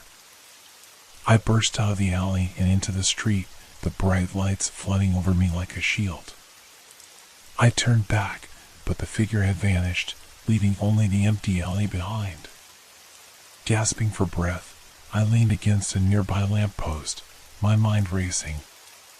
Was it real? Had I truly been followed, or was this all in my head? The weight of uncertainty pressed down on me. Whatever had been pursuing me in the alley had not given up. I could feel it, lurking in the shadows, waiting for the right moment to strike. Days passed, and the paranoia began to consume me. I avoided the alley at all costs, opting for longer routes home that skirted around the darker parts of the city. Yet, no matter how far I strayed, I felt the presence of that figure lurking at the edge of my mind, always just out of sight. I tried to return to some semblance of normalcy at work, but the anxiety weighed heavy on me. Every time I heard footsteps behind me, a jolt of panic would seize my chest. It was becoming unbearable. I confided in my friend Alex, hoping for some rational perspective. "Maybe you're just stressed," Alex suggested as we sat in a crowded cafe one afternoon. "You've been working late, and the pressure can mess with your head." "I know, but it feels real," I insisted, stirring my coffee absent-mindedly. "I can't shake the feeling that someone is after me." Alex studied me, concern etched on their face. "Have you thought about reporting it? Maybe it's worth telling someone." The thought of involving the authorities filled me with dread. What could I possibly say? "I think someone is following me" sounded too far-fetched, even to my own ears. Instead, I forced a smile, changing the topic, but the unease lingered. That night, I decided to take control of my fear. I'd go for a walk and face whatever was haunting me. I wrapped myself in a heavy coat and ventured into the crisp night air, feeling the chill seep into my bones. I was determined to reclaim my space. As I walked, I avoided the darkened alleys and instead headed towards the park. The moonlight illuminated the paths, casting long shadows that danced playfully. For a moment, I felt a flicker of confidence. Maybe I could overcome this. But as I reached the center of the park, I heard it, a faint sound at first, like a soft rustle, but then unmistakable footsteps. My heart plummeted, and I froze in place, scanning the area. The path was empty, but the noise persisted, growing closer. I took a deep breath and called out, "Who's there?" My voice trembled, echoing into the darkness. Silence. Then a soft laugh, almost playful, floated through the air. It sent a shiver down my spine. I looked around, eyes wide with fear. Was this some kind of sick game? "Show yourself," I shouted, anger flaring in me, masking my terror. To my surprise, a figure stepped out from behind a tree. It was a person, but their features were obscured by a hood. My heart raced as I braced myself for confrontation. "Why are you following me?" I demanded, trying to sound more assertive than I felt. The figure chuckled again, a sound both unsettling and curious. "I'm not following you," they replied, their voice low and smooth. "I'm inviting you to play." "What?" I took a step back, heart pounding in my chest. "What kind of game?" "An interesting one," they replied, stepping closer. The moonlight caught their face for a brief moment, revealing an unsettling grin that sent chills through me. "It's about facing your fears." "Get away from me," I shouted, instinctively moving to run. But they were faster, closing the distance between us. "Don't you want to know what's lurking in the shadows? What's been chasing you? Leave me alone." I turned, ready to sprint, but they caught my arm, a cold grip that sent shockwaves through me. "Think about it," they said, their voice dripping with intrigue. "Every time you look over your shoulder, every time you hesitate, you're already playing. Why not embrace it?" My breath quickened as I pulled away, eyes darting for an escape. "I'm not playing any games." The figure released their hold, stepping back slightly, their demeanor shifting to something more contemplative. "Fine. But you will come back, you know. You can't escape what's inside your head." With that, they melted back into the shadows, leaving me trembling. I turned and fled, running through the park, the laughter echoing behind me. When I reached the safety of my apartment, I slammed the door shut, leaning against it as I gasped for breath. My mind raced with questions. Who was that person? What game were they talking about? I tried to convince myself it was a bizarre encounter, nothing more. But the laughter lingered, and I couldn't shake the feeling that my fears had taken on a life of their own. They were no longer just shadows, they were real, tangible threats that haunted my every step. As the days wore on, I found myself drawn back to that park, to the memory of the figure who had dared me to confront my fears. I couldn't let this unknown stalker win. I needed answers, and perhaps a way to reclaim my life. With a resolve I didn't fully feel, I returned to the park one more time, determined to confront whatever awaited me in the darkness. I had to know if I was truly alone or if the shadows were harboring something much more sinister. The night air was thick with tension as I approached the park again, the familiar path illuminated by the glow of the moon. My heart raced with a mix of fear and determination. I had made a promise to myself. I would confront whatever was haunting me. No more running. The park was eerily quiet, the sounds of the city fading away as I stepped deeper into the shadows. Each rustle of leaves made my pulse quicken, and I found myself straining to hear anything beyond the soft crunch of my footsteps. I paused at the same clearing where I had first encountered the hooded figure. The memories flooded back, the laughter, the taunting invitation. I swallowed hard, trying to steady my breath as I scanned the area. "Is anyone there?" I called out, my voice steady despite the fear gnawing at my insides. For a moment, there was only silence, a heavy stillness that enveloped me like a shroud. Then, from behind a nearby tree, the figure emerged again, cloaked in darkness. "Back for more?" they asked, a smirk playing on their lips. "Why are you doing this?" I demanded, fists clenching at my sides. "What do you want from me?" Their smile widened, and they stepped closer, the shadows dancing around them. "I want you to see. You're so busy running from your fears, you haven't realized they're a part of you." "I'm not afraid of anything," I lied, though my voice quivered. "Really?" They tilted their head, eyes glinting with mischief. "Then prove it. Let's play a game. One night, one challenge. Face your fear, and maybe you'll finally understand." "What kind of challenge?" I asked, curiosity creeping in despite my better judgment. They waved a hand, and a flickering light appeared in the distance. "Follow me." I hesitated, but something inside urged me to take the leap. I was tired of being afraid, tired of letting the shadows dictate my life. I followed the figure into the depths of the park, where the trees loomed taller and the air grew heavier. The light led us to an old gazebo, partially covered in vines and obscured by the thick foliage. The moon shone down, illuminating the space in an otherworldly glow. "Welcome to your first challenge," the figure said, gesturing dramatically. "Inside the gazebo is a box. Inside that box lies your fear. You have to confront it and bring it back here to me." "What if I can't?" I asked, uncertainty creeping back in. "Then you'll remain trapped in your fear, and it will follow you forever," they replied, their voice laced with an eerie calmness. "But if you succeed, you'll gain control.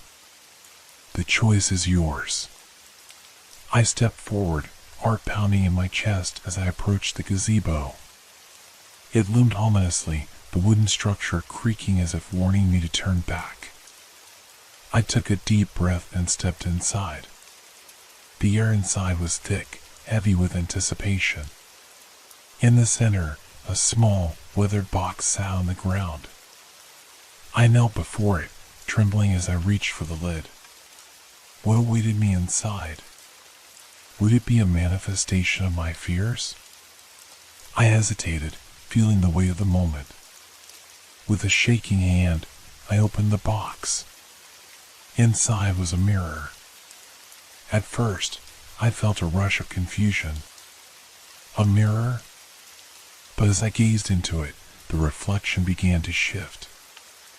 I saw myself, but then it morphed into a version of me consumed by anxiety, eyes wide, breath shallow, paralyzed by fear. Suddenly, the air thickened, and memories flooded my mind. Moments of panic, anxiety, the times I have felt utterly alone. It was as if the mirror was peeling back layers of my psyche, exposing my vulnerabilities. I staggered back, feeling the weight of those memories pressing down on me. No! I gasped, fighting against the wave of despair. I can't face this. But the figure's voice echoed in my mind.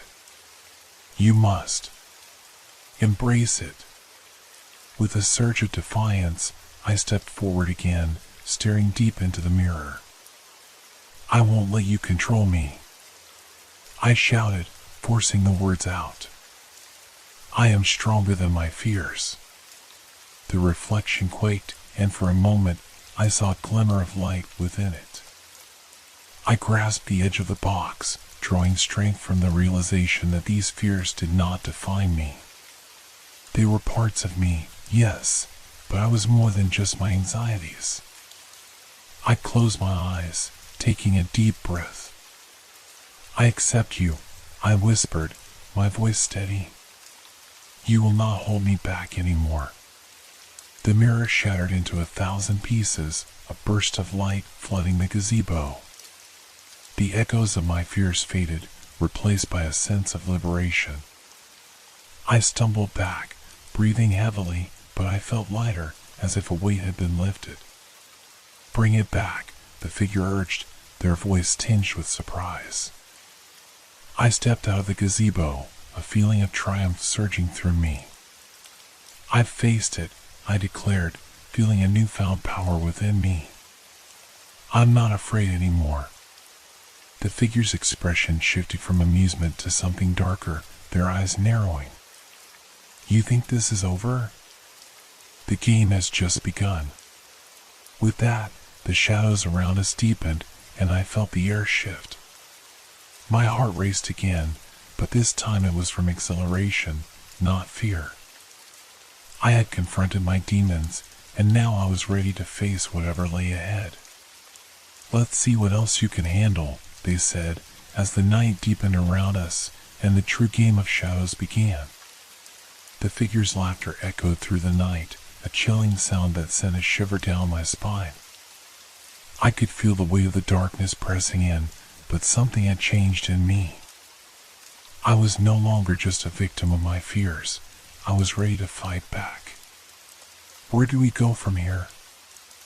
I asked, my voice steady, but my heart still raced. Follow me, they instructed, their demeanor shifting to one of serious intent. We need to confront what lies beneath the surface. We moved deeper into the park, past the gazebo and into an area shrouded in thick trees and shadows. The sounds of the city faded, leaving only the rustle of leaves and the distant chirping of crickets. I felt the atmosphere thickening around us, a palpable tension in the air. What's the next challenge? I asked, trying to keep my fear at bay. The next step is to confront those who embody your insecurities, the figure replied, their tone grave. They will come for you, and you must stand your ground. As we walked, I could sense the shift in the atmosphere, like a storm brewing on the horizon.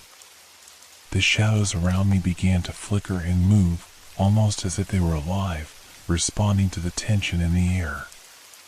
Suddenly, figures began to emerge from the darkness, manifestations of my deepest insecurities. Each one a reflection of the things I feared most: failure, rejection, loneliness. They loomed over me, faces obscured by shadow, yet their intentions were clear. They were here to challenge me. Face them, the hooded figure urged, stepping back to give me space. You've already conquered the mirror, now it's time to confront what it shows. I felt my heart race as I took a step forward. The figures advanced, their movements fluid, almost graceful, but the menace was undeniable. Each one whispered my insecurities, taunting me with my past failures. "You're not good enough," one hissed, its voice echoing in the stillness. "You'll always be alone," another added, stepping closer, its presence suffocating. "No one will ever love you," a third echoed, their form shifting like smoke in the air. But as they closed in, I felt a surge of defiance. "No!" I shouted, voice ringing through the night. "You don't define me." I focused on the feelings they invoked: fear, anxiety, sadness, and instead of letting them paralyze me, I embraced them. "I am more than my fears," I declared, heart pounding. "I am strong. I have faced my darkness, and I will not let you control me." The figures recoiled at my words, hesitating. I seized the moment, stepping closer. "You are a part of me, yes, but you do not have power over me. I refuse to be trapped in your shadows any longer." As I spoke, a light began to glow from within me, pushing back against the encroaching darkness. The shadows flickered, their forms growing less solid, as if they were losing their hold on reality. One by one, the figures began to dissipate, their voices fading into the night. "No, this can't be," they whimpered as they vanished, leaving behind only whispers of doubt. When the last figure melted into the shadows, I felt a wave of relief wash over me. I turned to the hooded figure, breathless. "Is that it? Have I done it?" They nodded slowly, but their expression was grave. "You faced the manifestations of your fears, yes. But this is only the beginning. The true test lies within yourself." "What do you mean?" I asked, still reeling from the confrontation. "You must now confront the source of your fears, the place where they originated. It's not enough to defeat the shadows. You must understand why they exist." A chill ran down my spine as I realized what they were saying. "You mean I have to revisit my past?" "Yes," they replied. "It's the only way to break free completely. You need to find closure, to understand your fear's origins." The thought of delving into my past filled me with dread. But I had already come this far. "Okay," I said, forcing myself to be brave. "Where do I go?" "Follow me," they said again, leading me away from the park and into the darkened streets of the city. We walked in silence, my heart pounding as memories I had buried began to resurface. My childhood, my failures, the moments that had shaped my insecurities. As we neared an old building, I recognized it, the place where my deepest wounds had begun to form. "This is it," the figure said, stopping in front of the dilapidated structure. "This is where your journey began." I hesitated, the memories flooding back with vivid clarity. The feeling of inadequacy, the loneliness of adolescence, the friends who had turned away. This place held the echoes of my past. "Go inside," the figure urged, their voice steady. "Face what you've been running from." With a deep breath, I stepped forward. The door creaked open, revealing a dark corridor lined with shadows. I could feel the weight of the past pressing down on me, but I took a step inside, determined to confront whatever lay ahead. The air was thick with memories, each step echoing with whispers of regret and fear. As I moved deeper into the building, I felt the presence of the past closing in around me. In the center of the room, I saw a flickering light. It illuminated a figure, a younger version of myself, sitting alone in the darkness, consumed by doubt. "Why are you here?" the younger me asked, eyes wide with fear. "I'm here to tell you it's okay," I replied, my voice softer now. "You're not alone. I've faced the shadows, and I'm stronger because of it." But I'm scared, the younger me whimpered, tears brimming in their eyes. What if I fail? You will, I admitted. But failure is part of life. It doesn't define you. You are worthy of love, of happiness, of success. You just have to believe it. The younger version of me trembled, a flicker of hope igniting in their eyes.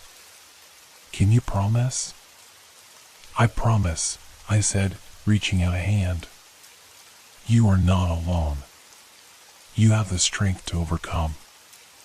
As I touched their hand, a wave of warmth washed over me. The shadows that had lingered began to dissolve, and the room filled with light. I felt a profound sense of peace, a release from the burdens I had carried for so long. In that moment, I understood that I was no longer defined by my fears. I was free, and the journey I had embarked on had brought me to this realization. As I stepped back from the younger me, I turned to see the hooded figure watching, a knowing smile on their face. You've done well. You've confronted your past. Am I free now? I asked, breathless with relief. Freedom comes from within, they replied. You have the power to shape your future. The shadows may linger, but you are stronger than they are. With that, the figure began to fade, the shadows around us dissipating into the light. I felt a sense of closure wash over me, and as I stepped back into the world outside, I knew I had taken the final step toward reclaiming my life. The darkness that had once haunted me now felt distant, like a fading memory. I was ready to embrace whatever lay ahead, unafraid and empowered. The game was over, but the journey had just begun.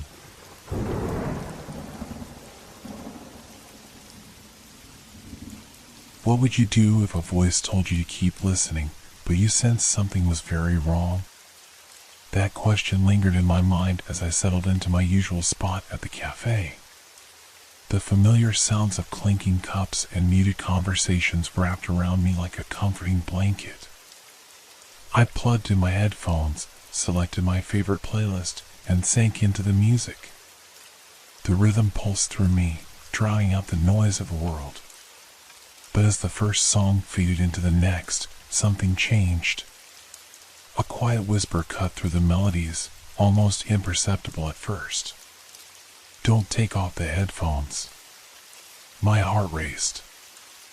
I thought it was a figment of my imagination, a trick my mind was playing as I tried to drown out the world. But the voice was clear, and it sent chills down my spine.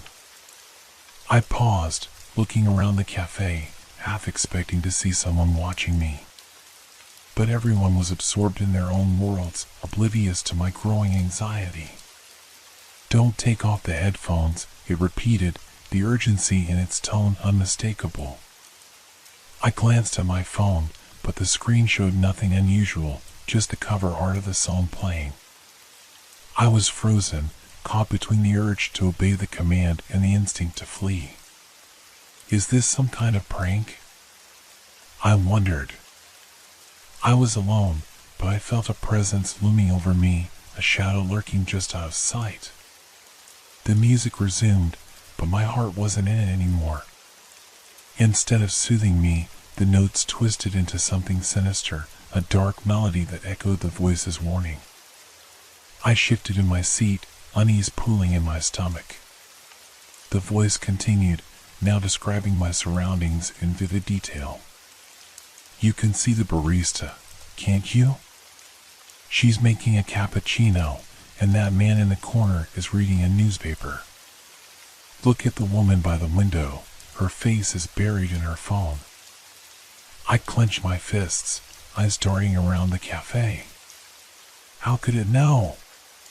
The voice was weaving a tapestry of ordinary moments, but each detail felt like a thread tightening around me. Stop it, I muttered under my breath, my heart pounding. Who are you? Someone who wants to help you, it replied, low and conspiratorial. But you need to trust me. Keep the headphones on. There are things you cannot see. Every instinct in my body screamed at me to remove them. But what if it was right? What if there was something out there, something lurking just beyond my vision? The cafe felt different now, darker, almost suffocating. The air thickened, and I could hear my breath echoing in my ears, mingling with the haunting whispers. Listen closely, the voice urged. Behind you, there's someone watching. I froze, eyes widening. I didn't want to look, but a compulsion drew me. Slowly, I turned my head. Nothing. Just a wall of patrons, completely oblivious to my panic. I forced a laugh, trying to shake off the absurdity. Maybe it was just a prank, or perhaps my mind was playing tricks on me. But the voice was insistent. You must believe me. Don't take them off. It's not safe. A shiver ran down my spine as I tried to focus on the music again. But the melody had shifted, becoming a haunting refrain that matched the eerie tone of the voice. I felt as though I was trapped in a nightmare, unable to escape the growing tension. Each note seemed to pulse with a warning, a reminder that I was not alone. Please, I whispered, my voice trembling. What do you want from me? I want to save you, it said softly. You need to keep listening. The danger is real, and it's closer than you think. With those words, the cafe around me transformed.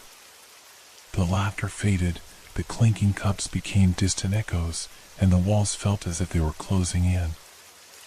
I glanced around, the familiar faces now warped and shadowed. Fear gripped me like a vice. I realized then that I had a choice to make. Should I trust this voice, this unknown entity in my headphones? Or should I risk everything by tearing them off and facing whatever lurked in the shadows? The weight of the decision pressed down on me as the music swelled, drowning out my thoughts. The voice's whispers grew louder, wrapping around me like a shroud. I felt the walls closing in, but the voice was my only lifeline. Keep listening, it urged again. You're safer this way. I took a deep breath, my resolve hardening. Whatever was happening, I would uncover the truth. I would confront the darkness, even if it terrified me. With that thought, I closed my eyes and sank deeper into the music, ready to face whatever came next. Are you really ready for this? The voice whispered, cutting through the music like a knife. You need to focus. My heart pounded as I leaned back in my chair, feeling the weight of the headphones pressing against my ears. The cafe faded away, its vibrant colors blurring into a murky haze. What do you mean? I stammered, gripping the edge of the table as if it were my only anchor. Trust me. Look at the door, it instructed, its tone a mix of urgency and something I couldn't quite place, fear, perhaps. I turned my gaze toward the entrance. The door swung open, and a gust of cold air rushed in, carrying with it the unmistakable scent of rain. I watched as a figure stepped inside, shaking droplets from a dark coat. My breath hitched. The stranger scanned the room, their face hidden beneath a low hood. Who is that? I whispered, feeling the hairs on the back of my neck stand up. The voice didn't answer, but the tension in the air thickened, tightening around me like a noose. Stay calm, it said after a pause. They're not here for you, not yet. Not here for me? A shiver of dread coursed through my veins. I wanted to believe it, but something in my gut told me otherwise. The figure moved further into the cafe, their gaze still fixed on the crowd. I could feel the weight of their eyes, as if they were assessing each person, each detail. Why can't I see their face? I murmured, panic creeping into my voice. That's the point. You shouldn't. The The voice grew more urgent. They can't see you either, not while you have the headphones on. But if you take them off, what happens if I take them off? I interrupted, my voice trembling. Listen, the voice hissed, its tone sharp. You don't want to know. Just stay still and keep listening. The figure moved toward a corner table, slipping into a shadowy booth. I could feel my pulse quicken, each thud echoing in my ears. What do they want? I pressed, desperate for answers. They're part of something bigger, something dangerous. You're a player in a game you don't understand. But you can protect yourself if you follow my lead. Your lead? I scoffed, doubt swirling in my mind. Why should I trust you? Because I'm the only one who can see what's happening. I can guide you, help you navigate this. The voice softened, almost pleading. You're not alone in this, but time is running out. With a shaky breath, I leaned closer to the table, trying to drown out the ambient noise of the cafe. I could feel the eyes of the hooded figure boring into me from across the room. What do I do? I asked, my voice barely above a whisper. Just keep listening. Let the music guide you. I'll alert you when it's time to move. But don't let them know you're aware. They thrive on fear and confusion. I closed my eyes, letting the melody wash over me. The familiar notes morphed into something darker, a sinister undertone that pulsed with an unsettling rhythm. I felt as if I were standing at the edge of an abyss, teetering on the brink of something unknown. Moments passed like hours. I kept glancing at the figure, who remained in the shadows, their presence a looming threat. I could feel the weight of their gaze, and each second felt heavier than the last. Then, suddenly, the cafe fell silent. The music cut off, leaving only the sound of my own breathing. I ripped the headphones off, panic rising within me. But the moment they were gone, I was met with the unsettling reality. The cafe was still buzzing with life.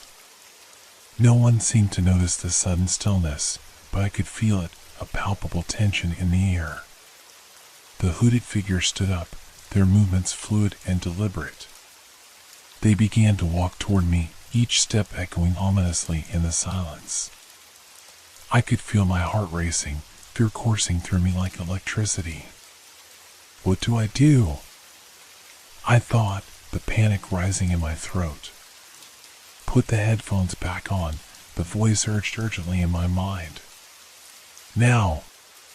Without thinking, I fumbled to put them back on, desperately drowning out the world around me.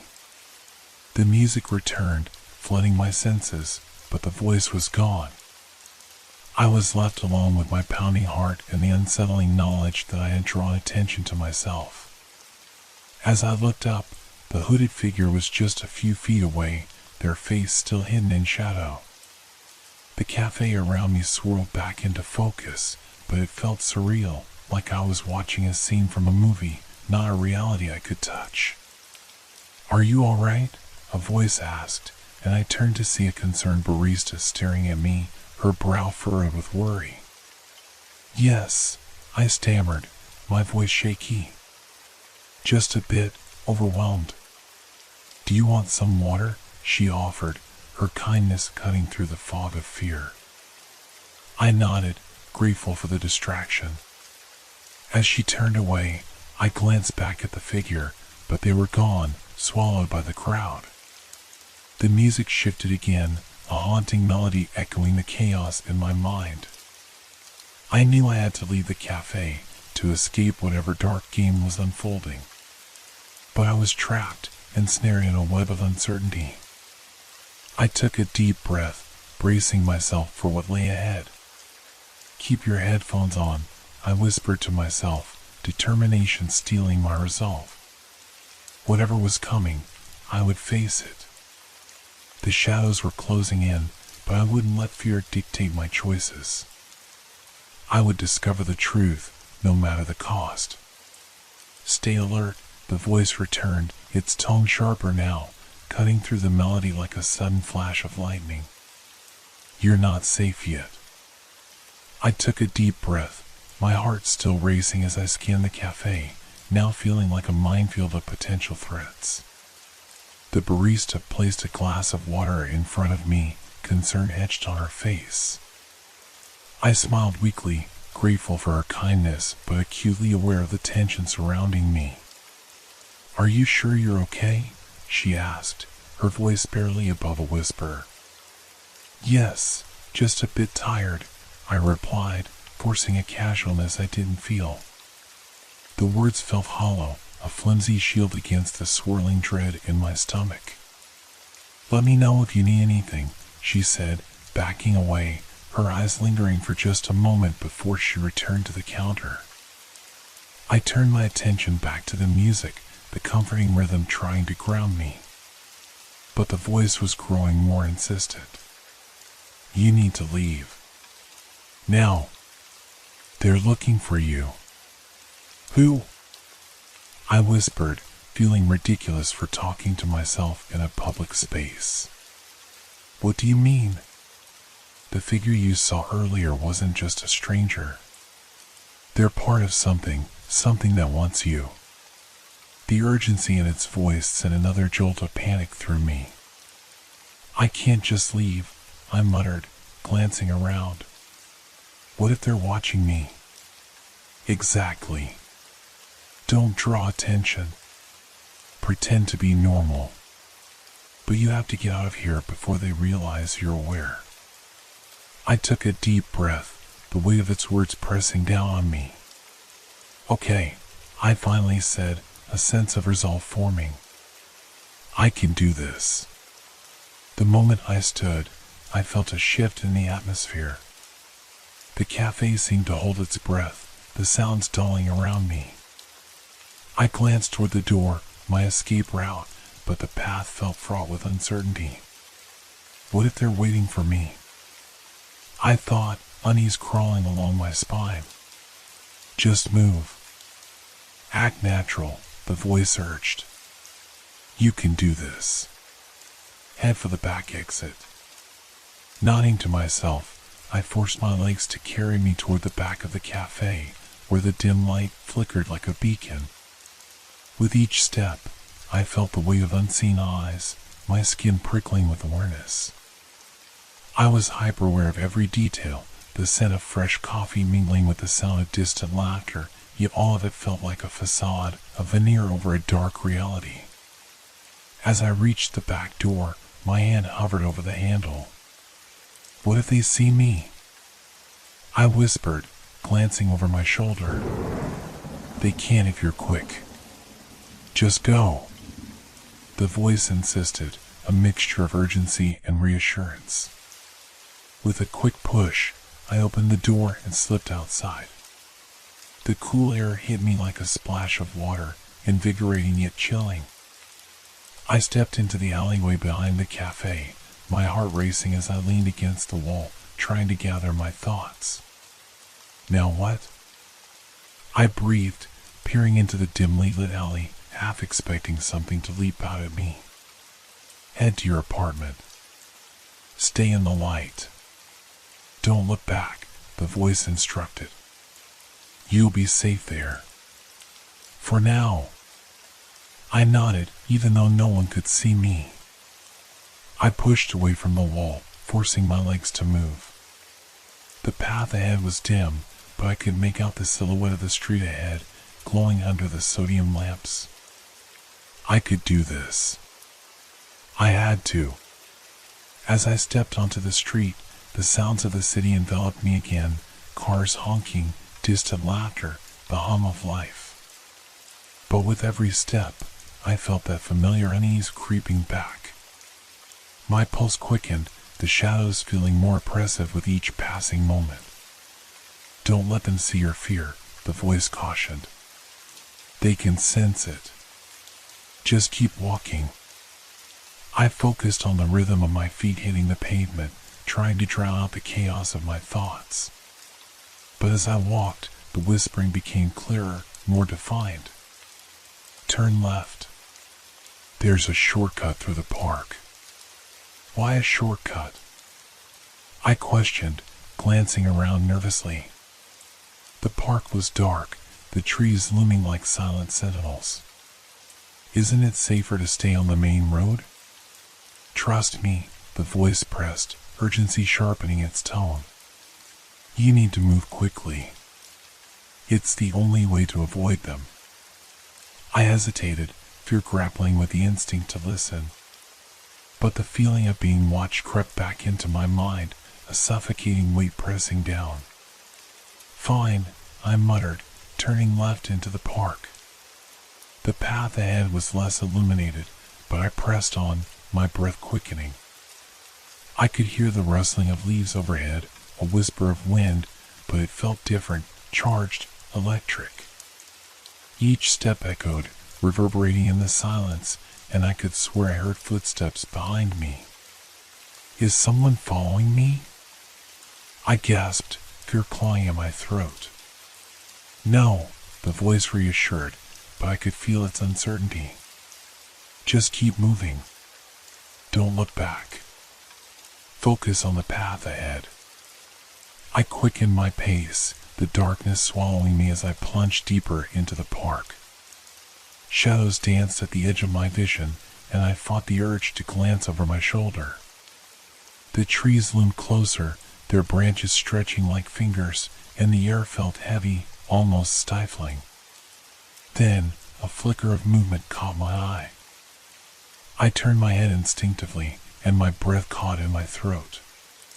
There, just beyond the trees, was the hooded figure from the cafe, watching me, still and silent. Run, the voice screamed in my ear. Now! Without thinking, I took off, my heart pounding like a war drum. The path twisted ahead, and I darted between the trees, adrenaline surging through me. I could hear the leaves crunching underfoot, the sound echoing like a warning. Faster, the voice urged, almost frantic now. Don't let them catch you. I pushed myself harder, fear fueling my every step. But with each glance over my shoulder, the figures seemed to draw closer, their presence a shadow that taunted me in the dark. Why can't I escape? I thought, panic rising again. Just keep running. You're almost there, the voice urged, desperation threading through its tone. I could see the park's exit in the distance, a glimmer of light breaking through the darkness. I pushed myself harder, my breath burning in my lungs. The figure was gaining on me, their footsteps echoing like thunder in the silence.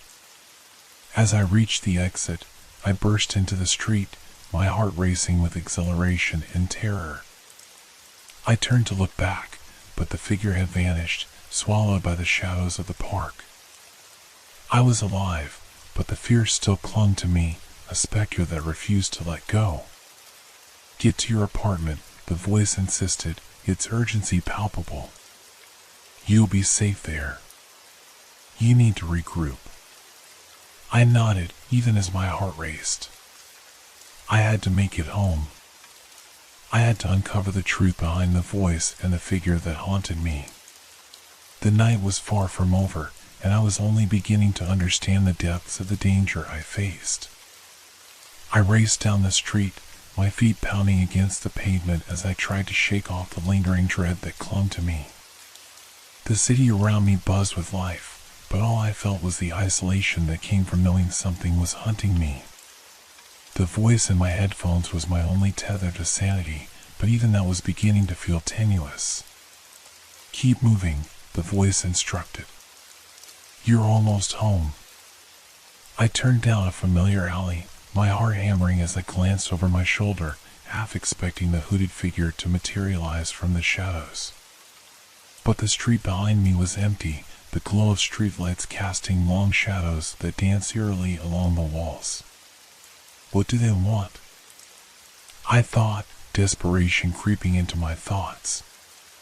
Why me? Focus, the voice urged, its tone urgent. This isn't just about you. You're part of something bigger, and they want to control it. I shook my head, frustration boiling over. What does that even mean? Who are they? They're the ones who use fear as a weapon. They can sense your vulnerability. If you show them your fear, they'll have power over you. You must stay strong.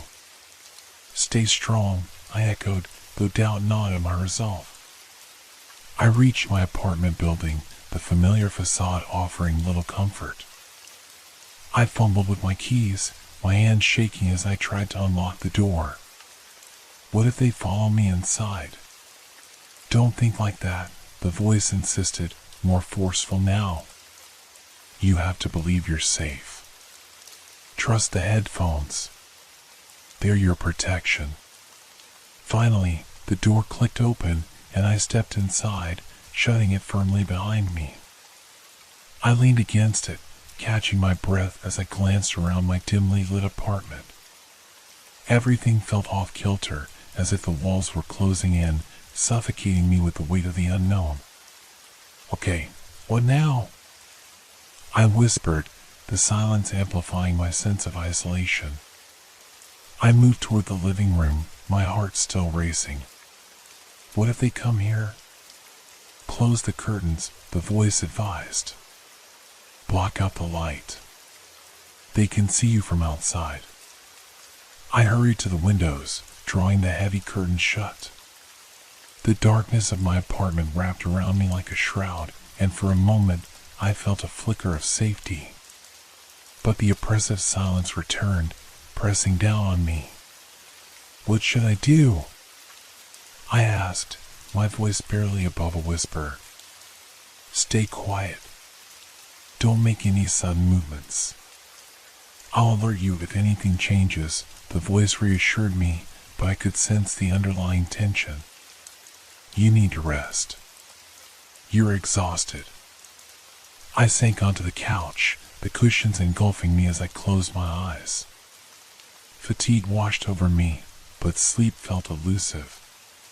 The events of the evening replayed in my mind, each moment more surreal than the last. Was I truly in danger? Or was this all a figment of my imagination? The silence was unnerving, but then, just as I began to relax, a soft sound interrupted the stillness. A gentle scratching at my front door. My heart leapt into my throat. What is that? I gasped, eyes wide as I peered toward the door. Stay calm, the voice urged, its tone low and soothing. Listen carefully. The scratching continued, hesitant yet persistent. I held my breath, straining to hear over the pounding of my heart. What if it's them? I whispered, panic rising. It could be someone else, the voice said. You need to find out. But do it carefully. Okay, I breathed, my fingers trembling as I reached for the doorknob. I took a deep breath and turned it slowly, inching the door open just enough to peek through the crack. The hallway beyond was dimly lit, and my eyes widened as I saw a small figure standing there, a child, no older than 6, clutching a teddy bear. Their eyes were wide with fear, and they looked up at me with a mixture of curiosity and uncertainty. Are you okay? The child asked, their voice small and shaky. Yeah, I am, I replied, taken aback. What are you doing here? I heard you screaming, the child said, glancing back down the hallway as if expecting someone else to appear. I thought you needed help. The voice in my headphones went silent, and a chill ran down my spine. How did they know I was screaming? I thought, unease washing over me. I was still trembling, caught between the urge to comfort the child and the instinct to slam the door shut. Come in, I finally said, stepping aside to let the child enter. It's safer in here. As the child walked inside, I closed the door firmly behind them. The air felt thick with tension as I crouched down to their level. "What's your name?" I asked, trying to keep my voice calm. "Lily," she replied, her voice barely above a whisper. "I live just down the street." I heard noises and got scared. "I thought maybe you could help me." "Help you?" I echoed, confusion washing over me. "But I'm the one who needs help." The voice returned, breaking the silence in my mind. "You can't ignore her. She may be a part of this." I frowned, uncertainty swirling within me. "What do you mean?" "Children often see things we can't. They're sensitive to the unseen." "Listen to her," the voice advised, its tone insistent. I turned back to Lily, who was now looking around my apartment with wide, curious eyes. "What did you hear, exactly?" I asked, my voice steadying as I tried to mask my fear. "I heard whispers," she said, her brow furrowing. "And something scratching, like it wanted to get in." My stomach twisted. "Scratching like what?" I pressed. "Like a claw," she replied, her eyes growing wider. And then there was a voice. It said to stay away. I felt a chill race down my spine. "A voice?" I echoed, heart racing. "What did it say?" "Don't let them in," she said softly. "It told me to go home." A wave of dread washed over me as I processed her words. "Did you see anything?" I asked, desperate for clarity. Lily nodded slowly. "A shadow. It was moving around. I didn't like it." "What did it look like?" I asked, my voice barely a whisper. "It was dark, like a person, but not quite. It had claws." Her voice trembled, and I felt my heart drop. I exchanged glances with the darkness of my apartment, my mind racing. "We need to protect ourselves," I said, urgency creeping into my tone. "Can you stay with me, Lily?" She nodded, her small face showing resolve despite her fear. "Okay. Let's find something to keep us safe," I said, moving to grab my phone. "We can't let whatever that is in here." But as I turned, the lights flickered ominously, casting eerie shadows that danced along the walls. The voice returned, urgent and panicked.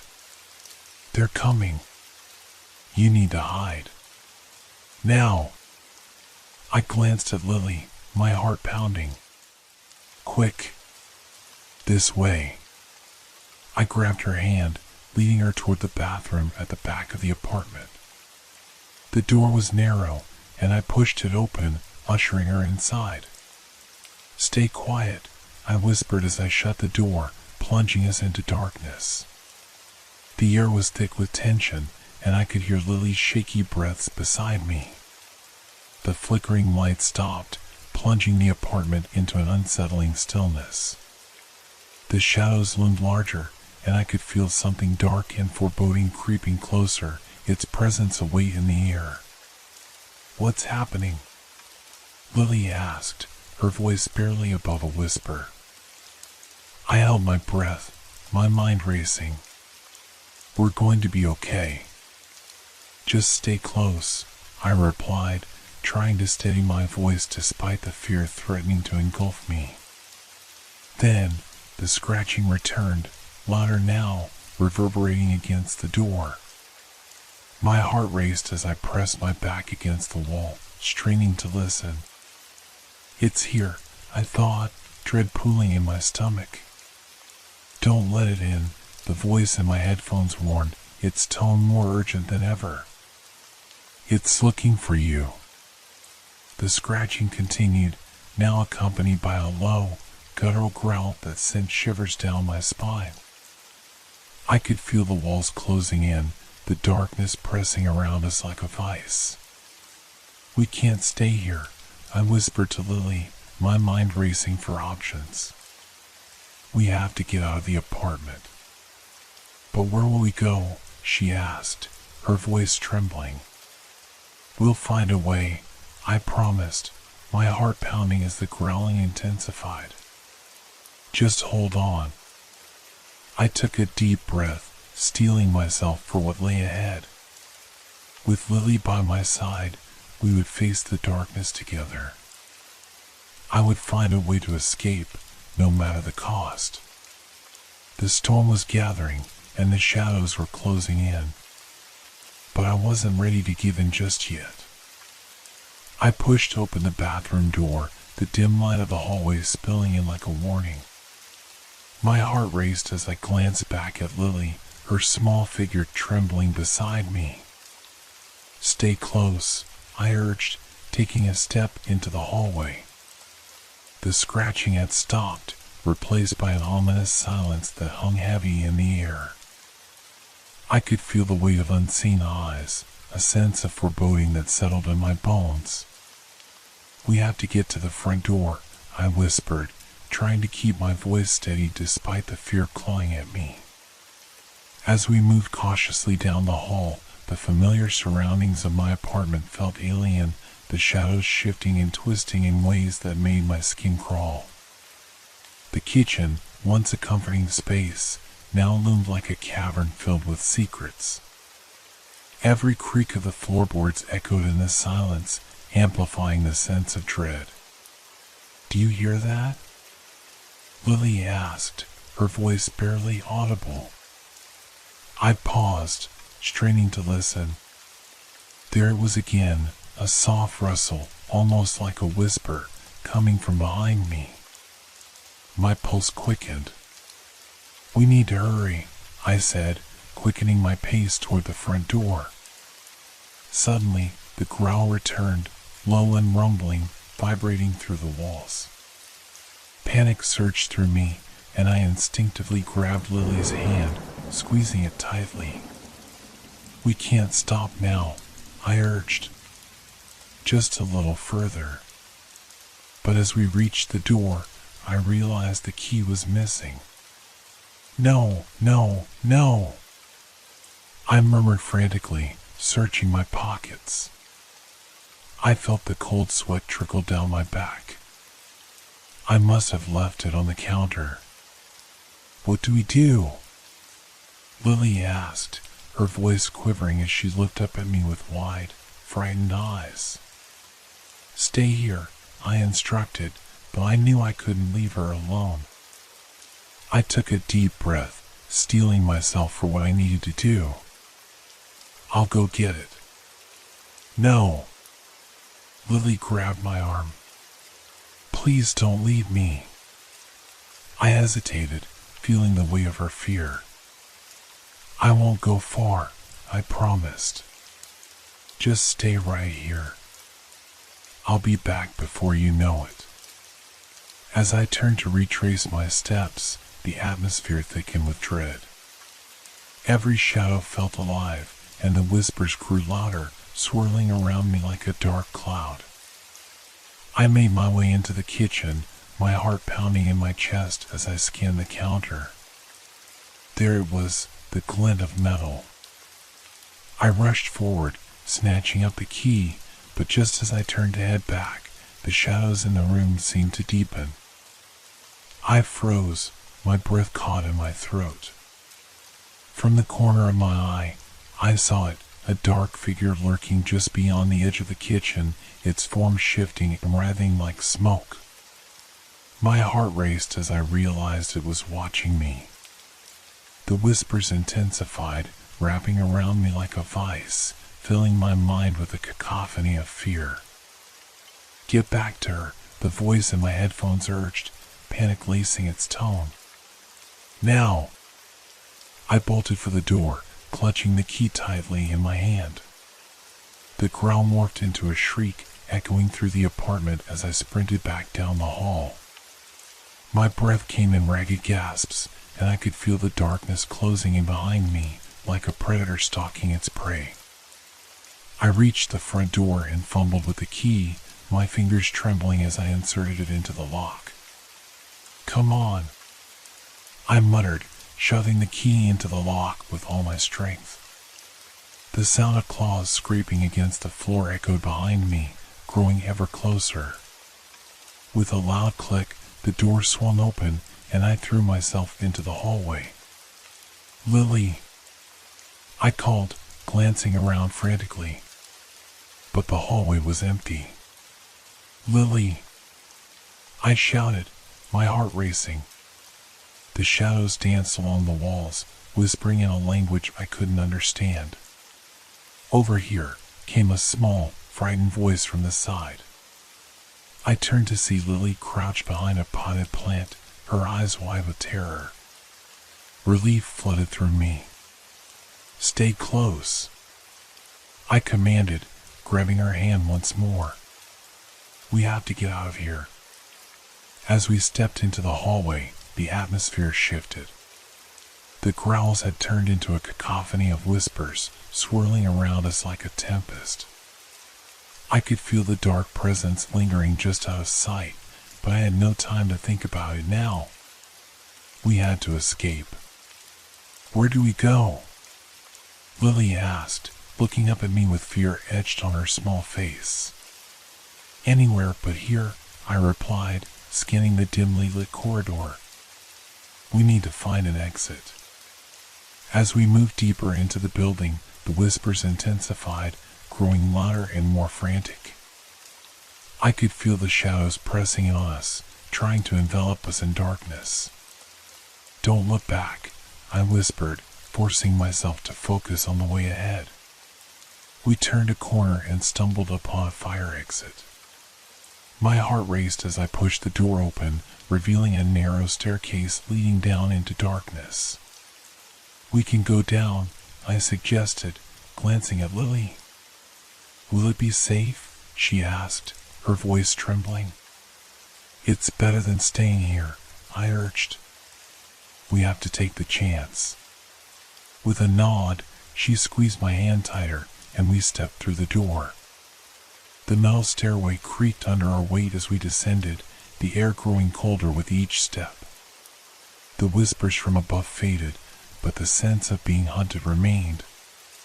As we reached the bottom, we found ourselves in a dimly lit hallway lined with emergency lights that flickered sporadically. The air was thick with tension, and I could feel something lurking just beyond the edges of light. "What now?" Lily whispered, her small voice barely audible. I scanned the area, looking for any signs of an exit. "We need to keep moving," I replied. "There has to be a way out." Just then, a loud bang echoed through the corridor, causing us both to jump. I turned sharply, my heart racing as I peered into the darkness behind us. The shadows twisted, and I could have sworn I saw a figure emerge, its form shifting like smoke. "Run!" I shouted, grabbing Lily's hand as we dashed down the hall. The flickering lights cast chaotic shadows around us, and the whispers crescendoed into a frantic wail that clawed at my sanity. "Don't look back," I urged, forcing myself to keep my eyes forward. I could feel the heat of the darkness behind us, creeping closer with each step. The fear coiled around my heart, tightening with every echo of that bone-chilling growl. Ahead, I spotted a set of double doors marked with an exit sign. "There!" I pointed, my voice rising with urgency. "We have to reach those doors." We sprinted toward the exit, my breath coming in ragged gasps as we pushed through the door.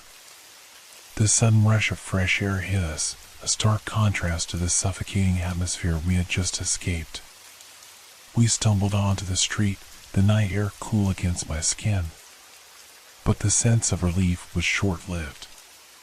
The darkness still lingered, a shadowy figure standing just beyond the reach of the streetlights.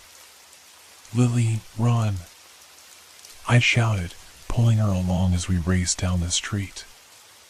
The whispers trailed behind us, wrapping around us like tendrils, but we didn't stop. We couldn't. Where do we go? Lily cried, her voice filled with panic.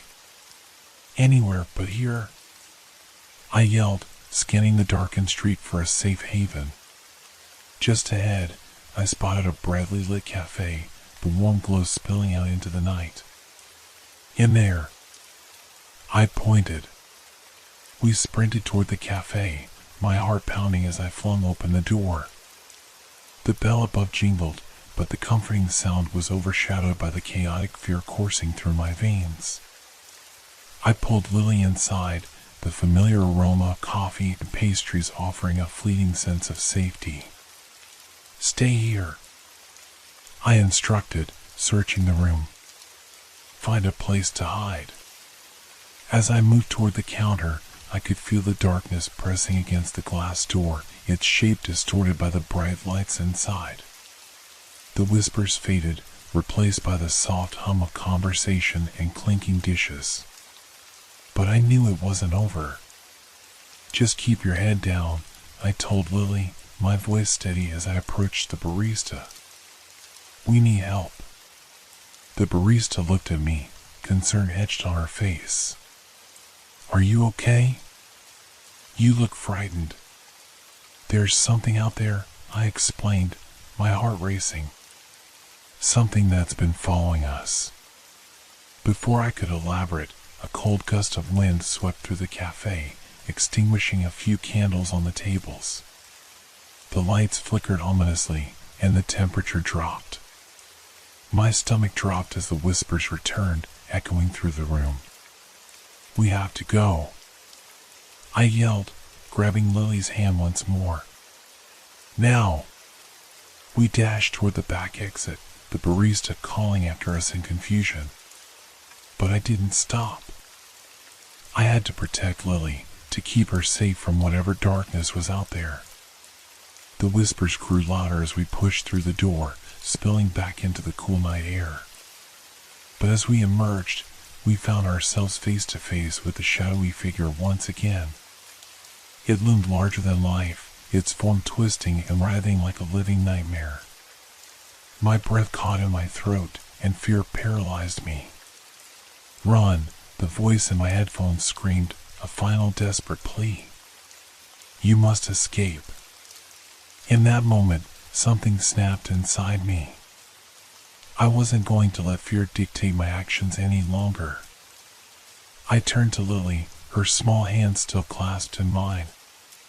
We're going to face this together, I declared, my voice steady despite the chaos around us. Together, we stepped forward, confronting the darkness that threatened to engulf us. As we stood against the shadows, I could feel the whispers swirling around us, but I wasn't afraid anymore. I wouldn't let them control me. Leave us alone, I shouted, my voice ringing out against the night. The figure paused, the shadows swirling uncertainly. For a brief moment, I felt the weight of its presence shift, and the whispers fell silent. Now! I urged Lily, and we sprinted past the shadow, breaking through the barrier of darkness that had once held us captive. We ran without looking back, fueled by adrenaline and the knowledge that we were stronger together. The night air rushed past us, the streets opening up like a promise of safety. As we turned the corner, I could feel the darkness receding, the whispers fading into the distance. We had escaped the nightmare, but I knew the experience would leave a mark on both of us. We finally slowed to a halt, catching our breath in a small park illuminated by the soft glow of streetlights. We made it, I panted, glancing down at Lily, who was wide-eyed but safe. Yes, she breathed, her small hand trembling in mine. But what was that thing? I took a moment to gather my thoughts, the fear still simmering beneath the surface. I don't know, I admitted. But I think it was trying to take us. To feed off our fear. Will it come back? She asked, her voice trembling. I shook my head, pulling her closer. We'll be ready next time, and we won't let it control us again. As I looked up at the night sky, I felt a sense of resolve wash over me. I had faced the darkness and emerged stronger, not just for myself, but for Lily as well. Together, we would confront whatever came next, united against the whispers and shadows that sought to consume us. And I knew, no matter how deep the darkness ran, we would always find our way back to the light.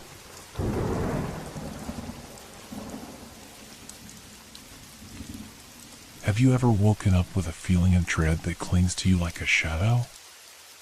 I did one fateful morning when I noticed something strange under my nails. Tiny fragments of skin, as if I had been clawing at something in my sleep. I tried to brush it off as a coincidence, but deep down, I knew it was more than that. It all started innocently enough. I had been stressed, juggling work deadlines and personal issues. Sleep had become a sanctuary, a place where I could escape my worries. But that morning, as I stared at my reflection in the bathroom mirror, a chill crept down my spine. My hands were red, raw around the nails, and those small pieces of skin were like breadcrumbs leading me to a dark truth.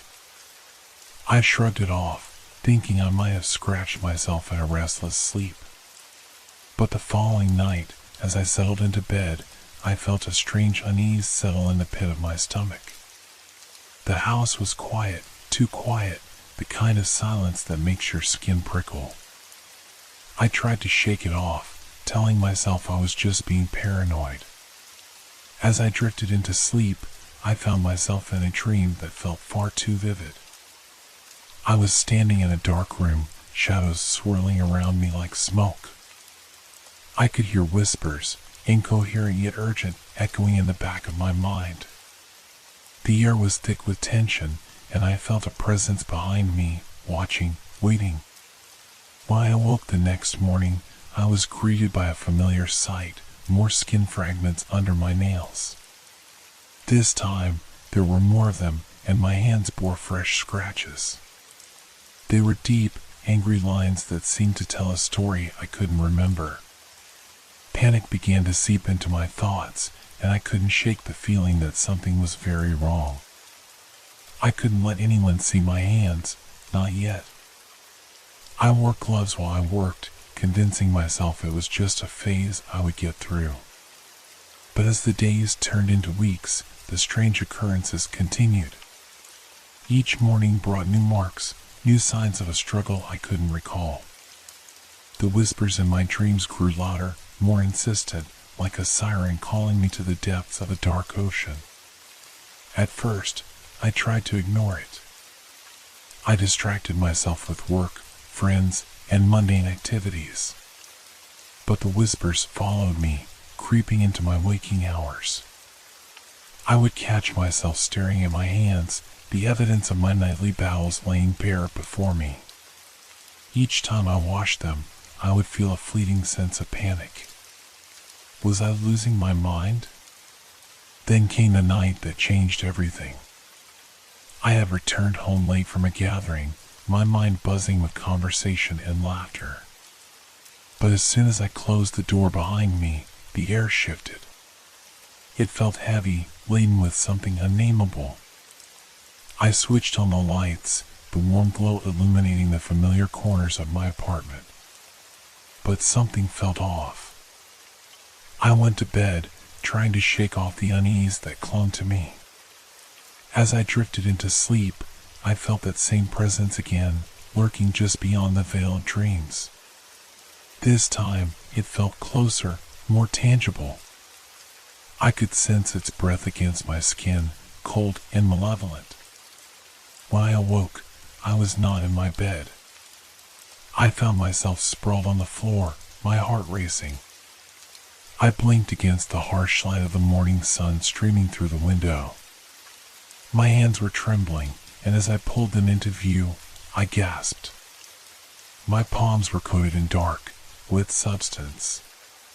It was a stark contrast to the bright morning light, and the sight sent a wave of nausea through me. I couldn't remember how I had gotten there or what had happened during the night. Panic surged as I wiped my hands against my clothes, desperate to rid myself of the evidence. But the moment I looked closer, I froze. The substance was not just dirt, it was something far worse. I could see small, torn pieces of fabric mixed in with what looked like blood. The whispers from my dreams began to echo in my mind, a jumbled chorus of warnings and threats. In that instant, a realization washed over me. I was not just scratching at nothing in my sleep. I was fighting something that wanted to take over, to consume me whole. The feeling of dread solidified, a chilling certainty that my nights had become a battlefield, and I was losing the war. I needed to uncover the truth. What was happening to me? And more importantly, how could I stop it before it consumed me entirely? The answers were out there, lurking in the shadows, waiting for me to confront them. As I stared at my hands, trembling with the weight of my discovery, I made a decision. I would face whatever this was. I would uncover the darkness that had crept into my life and fight back, even if it meant confronting the darkest corners of my own mind. Little did I know, the true horror was only just beginning. What do you do when the very fabric of your reality begins to fray at the edges? I was standing on that precipice, and the void beneath me whispered promises of madness. After that morning, I couldn't ignore the signs any longer. The fight for my sanity had begun. As I went through my daily routine, every mundane task felt loaded with anxiety. I avoided mirrors, fearful of the reflection that might betray the chaos within. My hands were wrapped in bandages, concealing the evidence of my nightly battles, but I could feel the weight of the truth pressing against my chest. I began to research, hoping to find answers. I pored over articles about sleep disorders, nocturnal behaviors, anything that might explain what was happening to me. But every explanation felt insufficient. My nights had become a blur of confusion, fear, and bloodied hands. One night, after work, I decided to visit the local library. It was a place where shadows lingered and whispers danced between the shelves. I thought perhaps the musty pages of forgotten books could provide a clue. As I walked through the aisles, the silence was thick, almost oppressive, and I felt eyes on me. I settled at a desk in the corner, poring over books about dreams and nightmares. With each page I turned, I felt a familiar stirring in the back of my mind, a reminder of the whispers that haunted me. Hours passed, and the sun began to set, casting long shadows across the floor. Suddenly, a chill ran down my spine as I noticed a figure watching me from across the room. It was a man, his face obscured by the low light. He seemed to blend into the shadows, a silhouette watching my every move. My heart raced, and instinctively, I pulled my hands closer to me, hiding the bandages. "Are you all right?" The voice was soft, but it carried an undertone of concern that made my skin crawl. I glanced up, startled. Yes. Just researching." He moved closer, and I could see his features more clearly. His eyes held an intensity that made me uneasy. "You seem troubled. It's about sleep, isn't it?" I hesitated. How could he know? How did you? "I've been there," he said, lowering his voice. "I know what it's like to feel like you're losing control." His gaze dropped to my hands. "You're not alone in this." In that moment, something about him resonated with me. I could sense a kindred spirit, someone who understood the darkness I was grappling with. "What do you mean?" I asked, curiosity piquing despite my instincts urging caution. He leaned in, lowering his voice. "There are things that invade our dreams, things that feed off our fear. It starts small, but it grows. You can't fight it by ignoring it. You have to confront it. His words sent a shiver down my spine. How do you know this? I pressed, desperate for answers. I've seen it, he replied.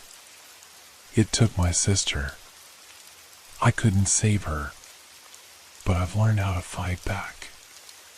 I can help you, if you're willing. A mix of fear and desperation surged within me.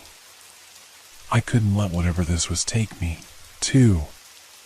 What do I need to do? Meet me here tomorrow night, he instructed, a determined look in his eyes. We'll prepare for what's coming. With a nod, I agreed. As he walked away, the weight of his words settled heavily on my shoulders. I left the library feeling a mix of dread and hope, uncertain about what awaited me, but knowing I couldn't face this alone. That night, I tried to sleep, but rest eluded me. I lay in bed, staring at the ceiling, listening to the familiar whispers that crept into my mind. They felt closer, more insistent, and my heart raced with fear. I couldn't allow them to win. I needed to gather strength for the battle ahead. Morning came, and I felt exhausted. The day dragged on, each moment filled with anxiety. I clutched my hands tightly in my pockets, aware of the bandages hiding my scars. Each time I brushed against something, I felt a sharp reminder of my nightly struggles. Finally, night fell, and I made my way back to the library. The air felt thick with anticipation as I entered. The flickering lights cast eerie shadows, and I felt the familiar weight of dread settle in. I found my way to the same corner where we had spoken the previous night. He arrived soon after, his expression serious. Are you ready? I think so, I replied, my voice steady despite the turmoil within. We need to gather supplies, he said, pulling out a small backpack. Things that can protect you during your nightmares. Salt, candles, herbs. They create barriers. As we spoke, he explained the nature of the darkness I was facing. It was a manifestation of my fears, a creature that thrived on my anxiety. He had learned to confront it head on, and I needed to do the same. Hours passed as we prepared, and I felt a sense of resolve building within me. I wasn't just fighting for myself, I was fighting for my sanity, my very soul. As I looked into his eyes, I saw the same determination reflected back. We'll face this together, he assured me, placing a reassuring hand on my shoulder. You are stronger than you think. That night, I went home with a plan. I felt a flicker of hope, but the shadows were still lurking at the edges of my mind. As I settled into bed, I knew the confrontation was inevitable. The darkness would come for me, and this time, I would be ready. With my heart racing and determination flooding my veins, I whispered into the stillness of my room, I won't let you take me. Little did I know, the battle was far from over. What happens when the night you dread becomes the night you must face? As I lay in bed, I felt the weight of impending dread pressing down on me. The darkness enveloped the room, a heavy shroud, making it hard to breathe. I knew what I had to do, but the thought of surrendering to the night sent chills down my spine. I closed my eyes, clutching the small talisman the man had given me, a simple piece of salt in a pouch. He told me it would ward off the darkness. As I drifted into sleep, I felt an unsettling awareness wash over me. It was as if the shadows themselves were waiting, eager for the moment I would slip into unconsciousness. The dreams came swiftly. I found myself in a vast, dark expanse, an empty void that stretched endlessly. The silence was deafening, broken only by the sound of my own heartbeat echoing in my ears. I stood alone, panic gripping me. Where was the man? Where was my refuge? Suddenly, the air thickened, and I felt the first stirrings of movement behind me. I turned slowly, my breath hitching in my throat. From the depths of the darkness, shapes began to emerge, flickering like shadows cast by an unseen flame. They were indistinct at first, but slowly they sharpened, revealing twisted forms that lurked just beyond the edges of my vision. A low whispering filled the air, wrapping around me like a noose. "You cannot hide," it hissed. "You are ours." My heart raced as I stumbled backward, desperately trying to remember the man's words. Confront it. Stand your ground. But fear held me frozen. The shadows coiled around me, their presence suffocating. In a flash, I recalled the talisman. I fumbled to grasp it, the small pouch cold against my palm. I took a deep breath and shouted, "Leave me alone." The shadows recoiled momentarily, as if the sound had cut through their haze. I pressed on, clutching the pouch tightly. "You won't take me. I'm stronger than you think."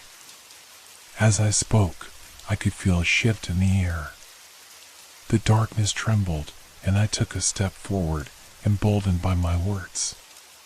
The shapes began to withdraw, swirling into a vortex of shadows that churned ominously around me. I couldn't let them win. I wouldn't allow them to take my soul. "Are you all right?" The voice was soft, but it carried an undertone of concern that made my skin crawl. I glanced up, startled. Yes. Just researching." He moved closer, and I could see his features more clearly. His eyes held an intensity that made me uneasy. "You seem troubled. It's about sleep, isn't it?" I hesitated. How could he know? How did you? "I've been there," he said, lowering his voice. "I know what it's like to feel like you're losing control." His gaze dropped to my hands. "You're not alone in this." In that moment, something about him resonated with me. I could sense a kindred spirit, someone who understood the darkness I was grappling with. "What do you mean?" I asked, curiosity piquing despite my instincts urging caution. He leaned in, lowering his voice. "There are things that invade our dreams, things that feed off our fear. It starts small, but it grows. You can't fight it by ignoring it. You have to confront it." His words sent a shiver down my spine. "How do you know this?" I pressed, desperate for answers. "I've seen it," he replied. "It took my sister. I couldn't save her, but I've learned how to fight back. I can help you, if you're willing."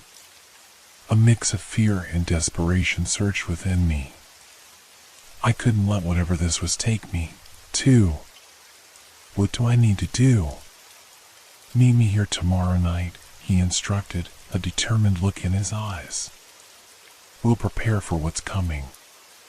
With a nod, I agreed. As he walked away, the weight of his words settled heavily on my shoulders. I left the library feeling a mix of dread and hope, uncertain about what awaited me but knowing I couldn't face this alone. That night, I tried to sleep, but rest eluded me. I lay in bed, staring at the ceiling, listening to the familiar whispers that crept into my mind. They felt closer, more insistent, and my heart raced with fear. I couldn't allow them to win. I needed to gather strength for the battle ahead. Morning came, and I felt exhausted. The day dragged on, each moment filled with anxiety. I clutched my hands tightly in my pockets, aware of the bandages hiding my scars. Each time I brushed against something, I felt a sharp reminder of my nightly struggles. Finally, night fell, and I made my way back to the library. The air felt thick with anticipation as I entered. The flickering lights cast eerie shadows, and I felt the familiar weight of dread settle in. I found my way to the same corner where we had spoken the previous night. He arrived soon after, his expression serious. "Are you ready?" "I think so," I replied, my voice steady despite the turmoil within. "We need to gather supplies," he said, pulling out a small backpack. "Things that can protect you during your nightmares. Salt, candles, herbs. They create barriers." As we spoke, he explained the nature of the darkness I was facing. It was a manifestation of my fears, a creature that thrived on my anxiety. He had learned to confront it head on, and I needed to do the same. Hours passed as we prepared, and I felt a sense of resolve building within me. I wasn't just fighting for myself, I was fighting for my sanity, my very soul. As I looked into his eyes, I saw the same determination reflected back. "We'll face this together," he assured me, placing a reassuring hand on my shoulder. "You are stronger than you think." That night, I went home with a plan. I felt a flicker of hope, but the shadows were still lurking at the edges of my mind. As I settled into bed, I knew the confrontation was inevitable. The darkness would come for me, and this time I would be ready. With my heart racing and determination flooding my veins, I whispered into the stillness of my room, "I won't let you take me." Little did I know, the battle was far from over. What happens when the night you dread becomes the night you must face? As I lay in bed, I felt the weight of impending dread pressing down on me. The darkness enveloped the room, a heavy shroud, making it hard to breathe. I knew what I had to do, but the thought of surrendering to the night sent chills down my spine. I closed my eyes, clutching the small talisman the man had given me, a simple piece of salt in a pouch. He told me it would ward off the darkness.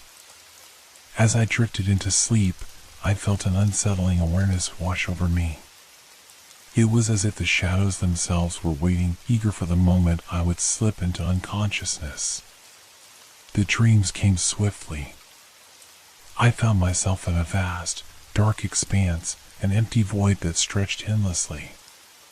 The silence was deafening, broken only by the sound of my own heartbeat echoing in my ears. I stood alone, panic gripping me. Where was the man? Where was my refuge? Suddenly, the air thickened, and I felt the first stirrings of movement behind me. I turned slowly, my breath hitching in my throat. From the depths of the darkness, shapes began to emerge, flickering like shadows cast by an unseen flame. They were indistinct at first, but slowly they sharpened, revealing twisted forms that lurked just beyond the edges of my vision. A low whispering filled the air, wrapping around me like a noose. "You cannot hide," it hissed. "You are ours." My heart raced as I stumbled backward, desperately trying to remember the man's words. "Confront it. Stand your ground." But fear held me frozen. The shadows coiled around me, their presence suffocating. In a flash, I recalled the talisman. I fumbled to grasp it, the small pouch cold against my palm. I took a deep breath and shouted, "Leave me alone." The shadows recoiled momentarily, as if the sound had cut through their haze. I pressed on, clutching the pouch tightly. "You won't take me. I'm stronger than you think." As I spoke, I could feel a shift in the air. The darkness trembled, and I took a step forward, emboldened by my words. The shapes began to withdraw, swirling into a vortex of shadows that churned ominously around me. I couldn't let them win. I wouldn't allow them to take my soul. But just as I thought I had the upper hand, the whispers grew louder, drowning out my resolve. You're nothing but a vessel. You belong to us. In that moment, I felt a sudden pain, a sharp, biting sensation beneath my nails. I glanced down, horrified to see blood oozing from my fingertips. I had scratched the skin raw in my struggle, and now, pieces of it hung beneath my nails like remnants of a forgotten battle. No! I screamed, shaking my hands violently. But the pain only intensified, spreading through my body like wildfire. I was losing control, spiraling into a darkness I couldn't fight. Suddenly, I felt a presence behind me, the weight of something looming closer. I turned, and for the first time, I saw its face, a grotesque mask of despair, eyes filled with a hunger that sent waves of dread crashing over me. You will become one of us, it growled, and I felt the darkness creeping closer, wrapping around my limbs. In that instant, something within me ignited, a spark of defiance. I could not let this entity consume me. I thought of the man's face, the determination in his eyes, and I found my voice. I won't be a pawn in your game. With that declaration, the talisman in my hand glowed with a warm light, illuminating the shadows that surrounded me. The grotesque figure shrieked, its form blurring and shifting as the light pushed it back. I pressed forward, channeling all my fear and anger into a single thought: I am not afraid. The darkness screamed, and I felt a rush of power surging through me. With one last cry, I flung the talisman toward the looming figure. The light exploded outward, engulfing everything in its path. The shadows recoiled, shrieking in fury as they dissolved into the ether. And just like that, I awoke, gasping for breath in my bed. The room was dark, but I was alone. My heart raced as I frantically examined my hands. There were no signs of injury, no blood. But the remnants of fear clung to me like a second skin. I was shaken, but I had survived. The battle was not over. I could feel it in my bones. The shadows would return. I had merely won a temporary reprieve. As dawn broke outside my window, I resolved to meet the man again. I needed answers, and I needed to understand what this darkness wanted from me. The day dragged on, every hour weighed down by anxiety and anticipation. I replayed the events of the night in my mind, the darkness, the pain, and the victory I had tasted. It felt too fragile, too fleeting. As evening approached, I made my way back to the library, determined to confront whatever awaited me. When I arrived, the library was eerily quiet, the shelves casting long shadows in the dim light. I found the man waiting for me in our usual corner, his face a mask of concern. "You look like you've seen a ghost," he remarked. "I faced it," I said, my voice steady. "I fought back, but I don't think it's over." He nodded, the gravity of my words sinking in. "We need to prepare. You've made them angry. They won't stop until they have you." I felt a shiver run down my spine, but I was determined. "What do we do?" "We gather allies. Others who face this darkness. Together, we can form a barrier strong enough to hold it back." His eyes glinted with urgency. "Tonight, we begin the fight." As we spoke, I felt a surge of purpose filling the void that fear had left behind. I wouldn't let this darkness define me. I would fight, and I would gather strength from others who understood. That night marked the beginning of a new chapter, one filled with uncertainty and fear, but also with hope. I would confront the darkness, no matter the cost. And with every step I took, I would uncover the truth hidden beneath the surface, about the shadows, about myself, and about the fight for my very soul. As the sun dipped below the horizon, casting long shadows across the library floor. I felt the weight of my decision settle over me. I had awakened a force I barely understood, but I was determined to face it head on. The man beside me, whose name I still didn't know, exuded a quiet confidence that steadied my nerves. "We'll start with those who have had similar experiences," he said, his voice low and urgent. "They'll understand the threat we're up against." With that, we began our search. The library, once a place of solitude, transformed into a hub of whispered conversations and furtive glances. We combed through dusty tomes and hidden corners, gathering fragments of knowledge that might help us in our battle against the encroaching darkness. The first person we found was a woman named Claire. She had a haunted look in her eyes, as if she carried the weight of nightmares that would never leave her. "I know what you're talking about," she said, her voice trembling. "I've seen the shadows too. They come at night, and I can feel them digging under my skin." We shared our stories, a tapestry of terror woven from sleepless nights and unseen fears. Each tale was marked by a common thread, the darkness that lingered, clawing at the edges of our sanity. As we gathered more people, a small group formed, united by our shared experiences. As the night wore on, we delved deeper into the nature of our foe. We discovered that these shadows fed off fear and despair, growing stronger with each moment we hesitated. It became clear that we weren't just fighting against something external, the true battle lay within ourselves. "Fear is a weapon," the man said, his gaze sweeping over the group. "But it can also be a shield. If we face it together, we stand a chance." His words resonated within me. I had spent too long allowing fear to control me. Now, I felt a flicker of courage igniting in my chest. The clock struck midnight as we solidified our plans. We would meet each night, sharing our fears and strategies, learning to harness our collective strength. The man proposed a ritual, a way to confront the darkness directly, to strip it of its power. "Tomorrow night," he instructed, "we will summon the shadows. We'll draw them out into the light, where we can face them together." As we prepared to leave, a chill swept through the library, causing the candles to flicker.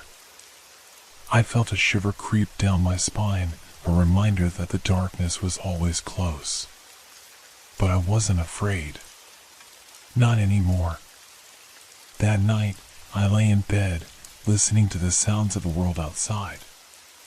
My heart raced, anticipating the confrontation ahead.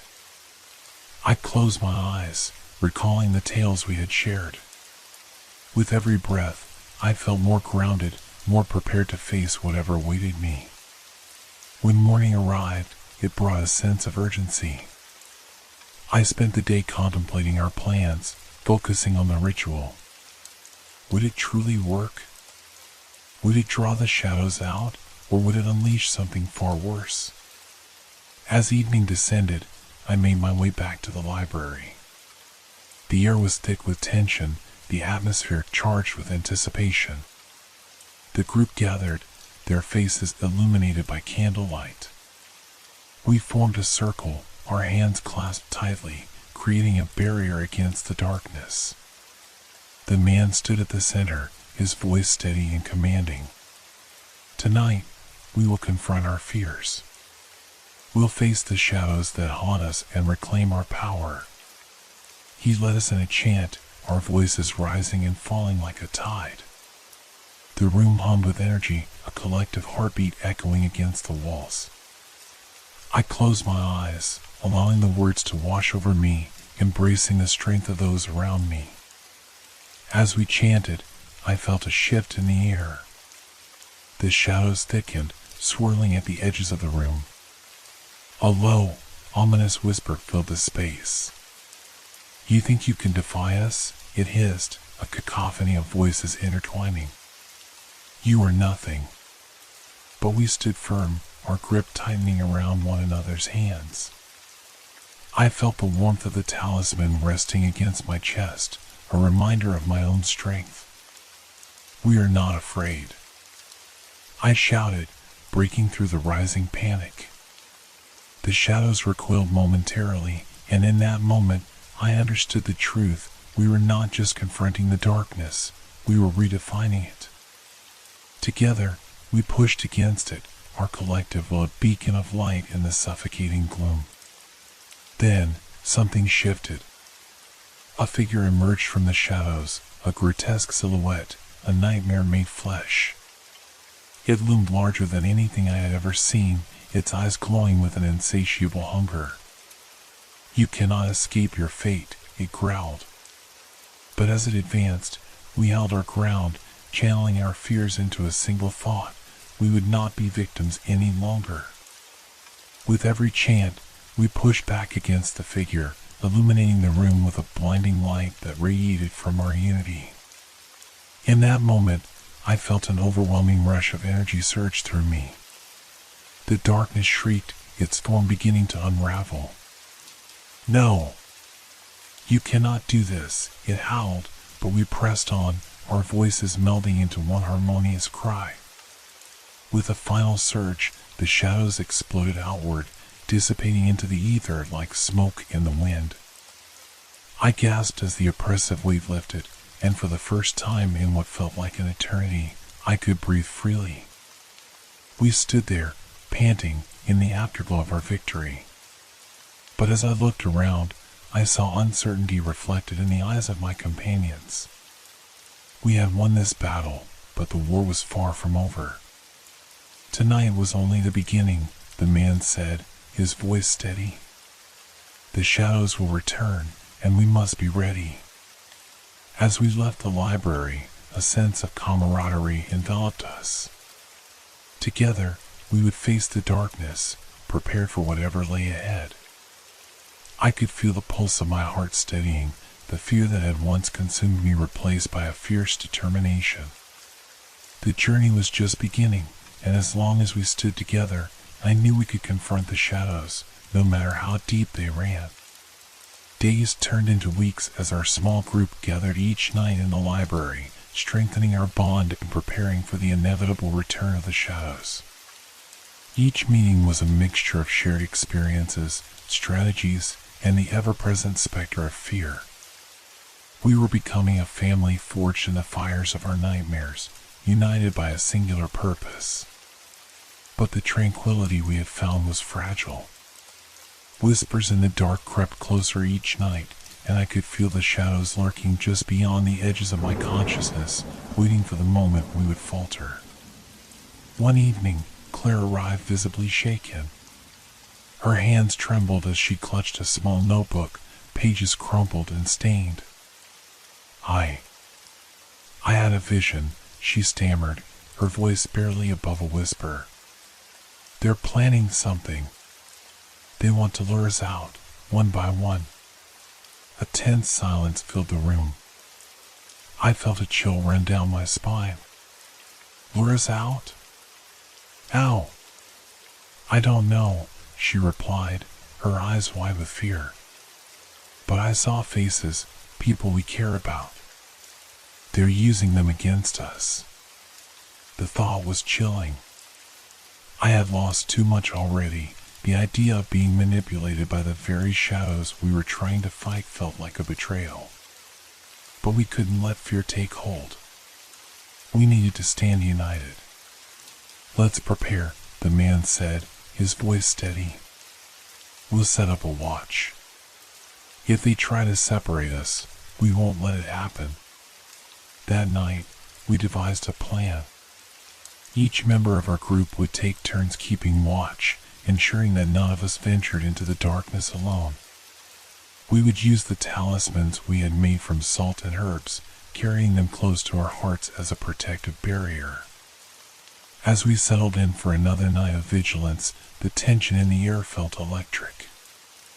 I could hear the faintest rustle of pages turning and the soft whisper of our breaths.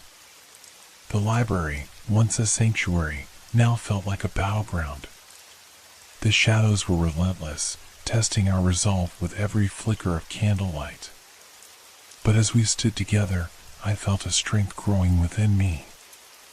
I had faced the darkness before. I could do it again. I glanced at Claire, who was seated beside me, her face etched with worry.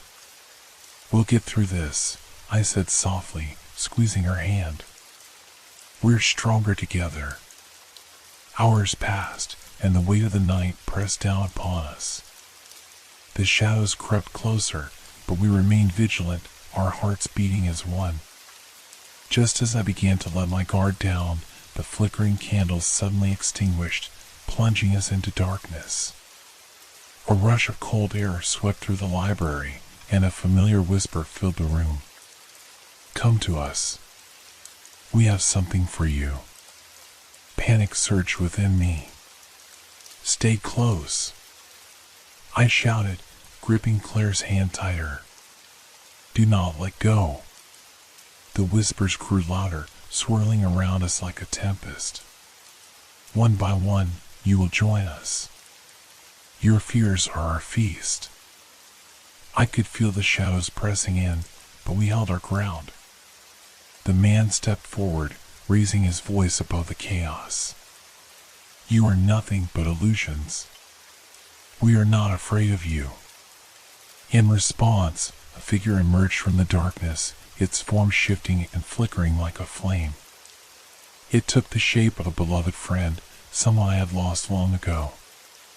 "Come back to me," it pleaded, its voice a haunting echo of familiarity. "You don't have to fight anymore." My heart ached, torn between the warmth of the memory and the dread of what it truly was. "No," I shouted, shaking my head. "You're not real." But the figure smiled, its eyes glimmering with false affection. "I can show you peace. Let go of your fears, and you can be with me again." The temptation was powerful, and I could feel the pull of the shadows threatening to drag me down into their abyss. I looked around at my companions, their faces a mix of determination and anguish. We needed to remember who we were fighting for. "Do not listen," Claire cried, her voice steady despite the darkness surrounding us. "We fight for our truth, not their lies." With those words, I felt a surge of resolve. The shadows swirled more violently, their grip loosening as our collective strength grew. "We are not alone," I shouted, amplifying Claire's words. "We have each other, and we will not be swayed." Together, we began to chant, our voices rising in defiance against the darkness. The air crackled with energy as we pushed back, confronting the figures that emerged from the shadows. Each person faced their own illusion, the echoes of their past trying to ensnare them. "Fight it!" I yelled, urging my companions forward. "They are nothing but tricks."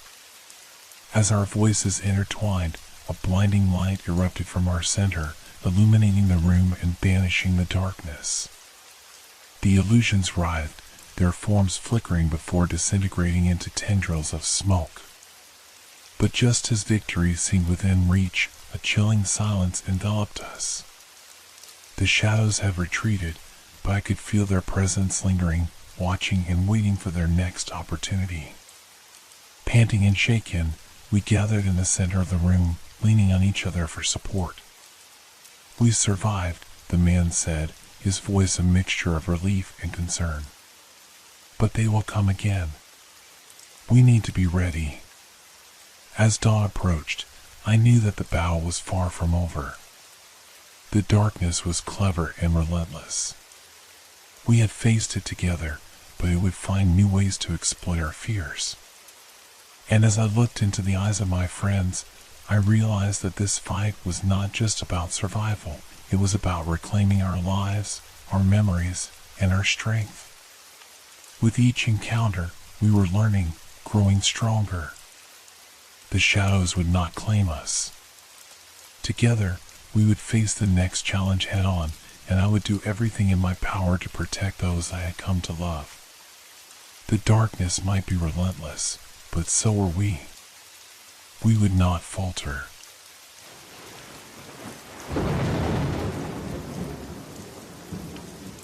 Hope your dreams are filled with fear. Good night.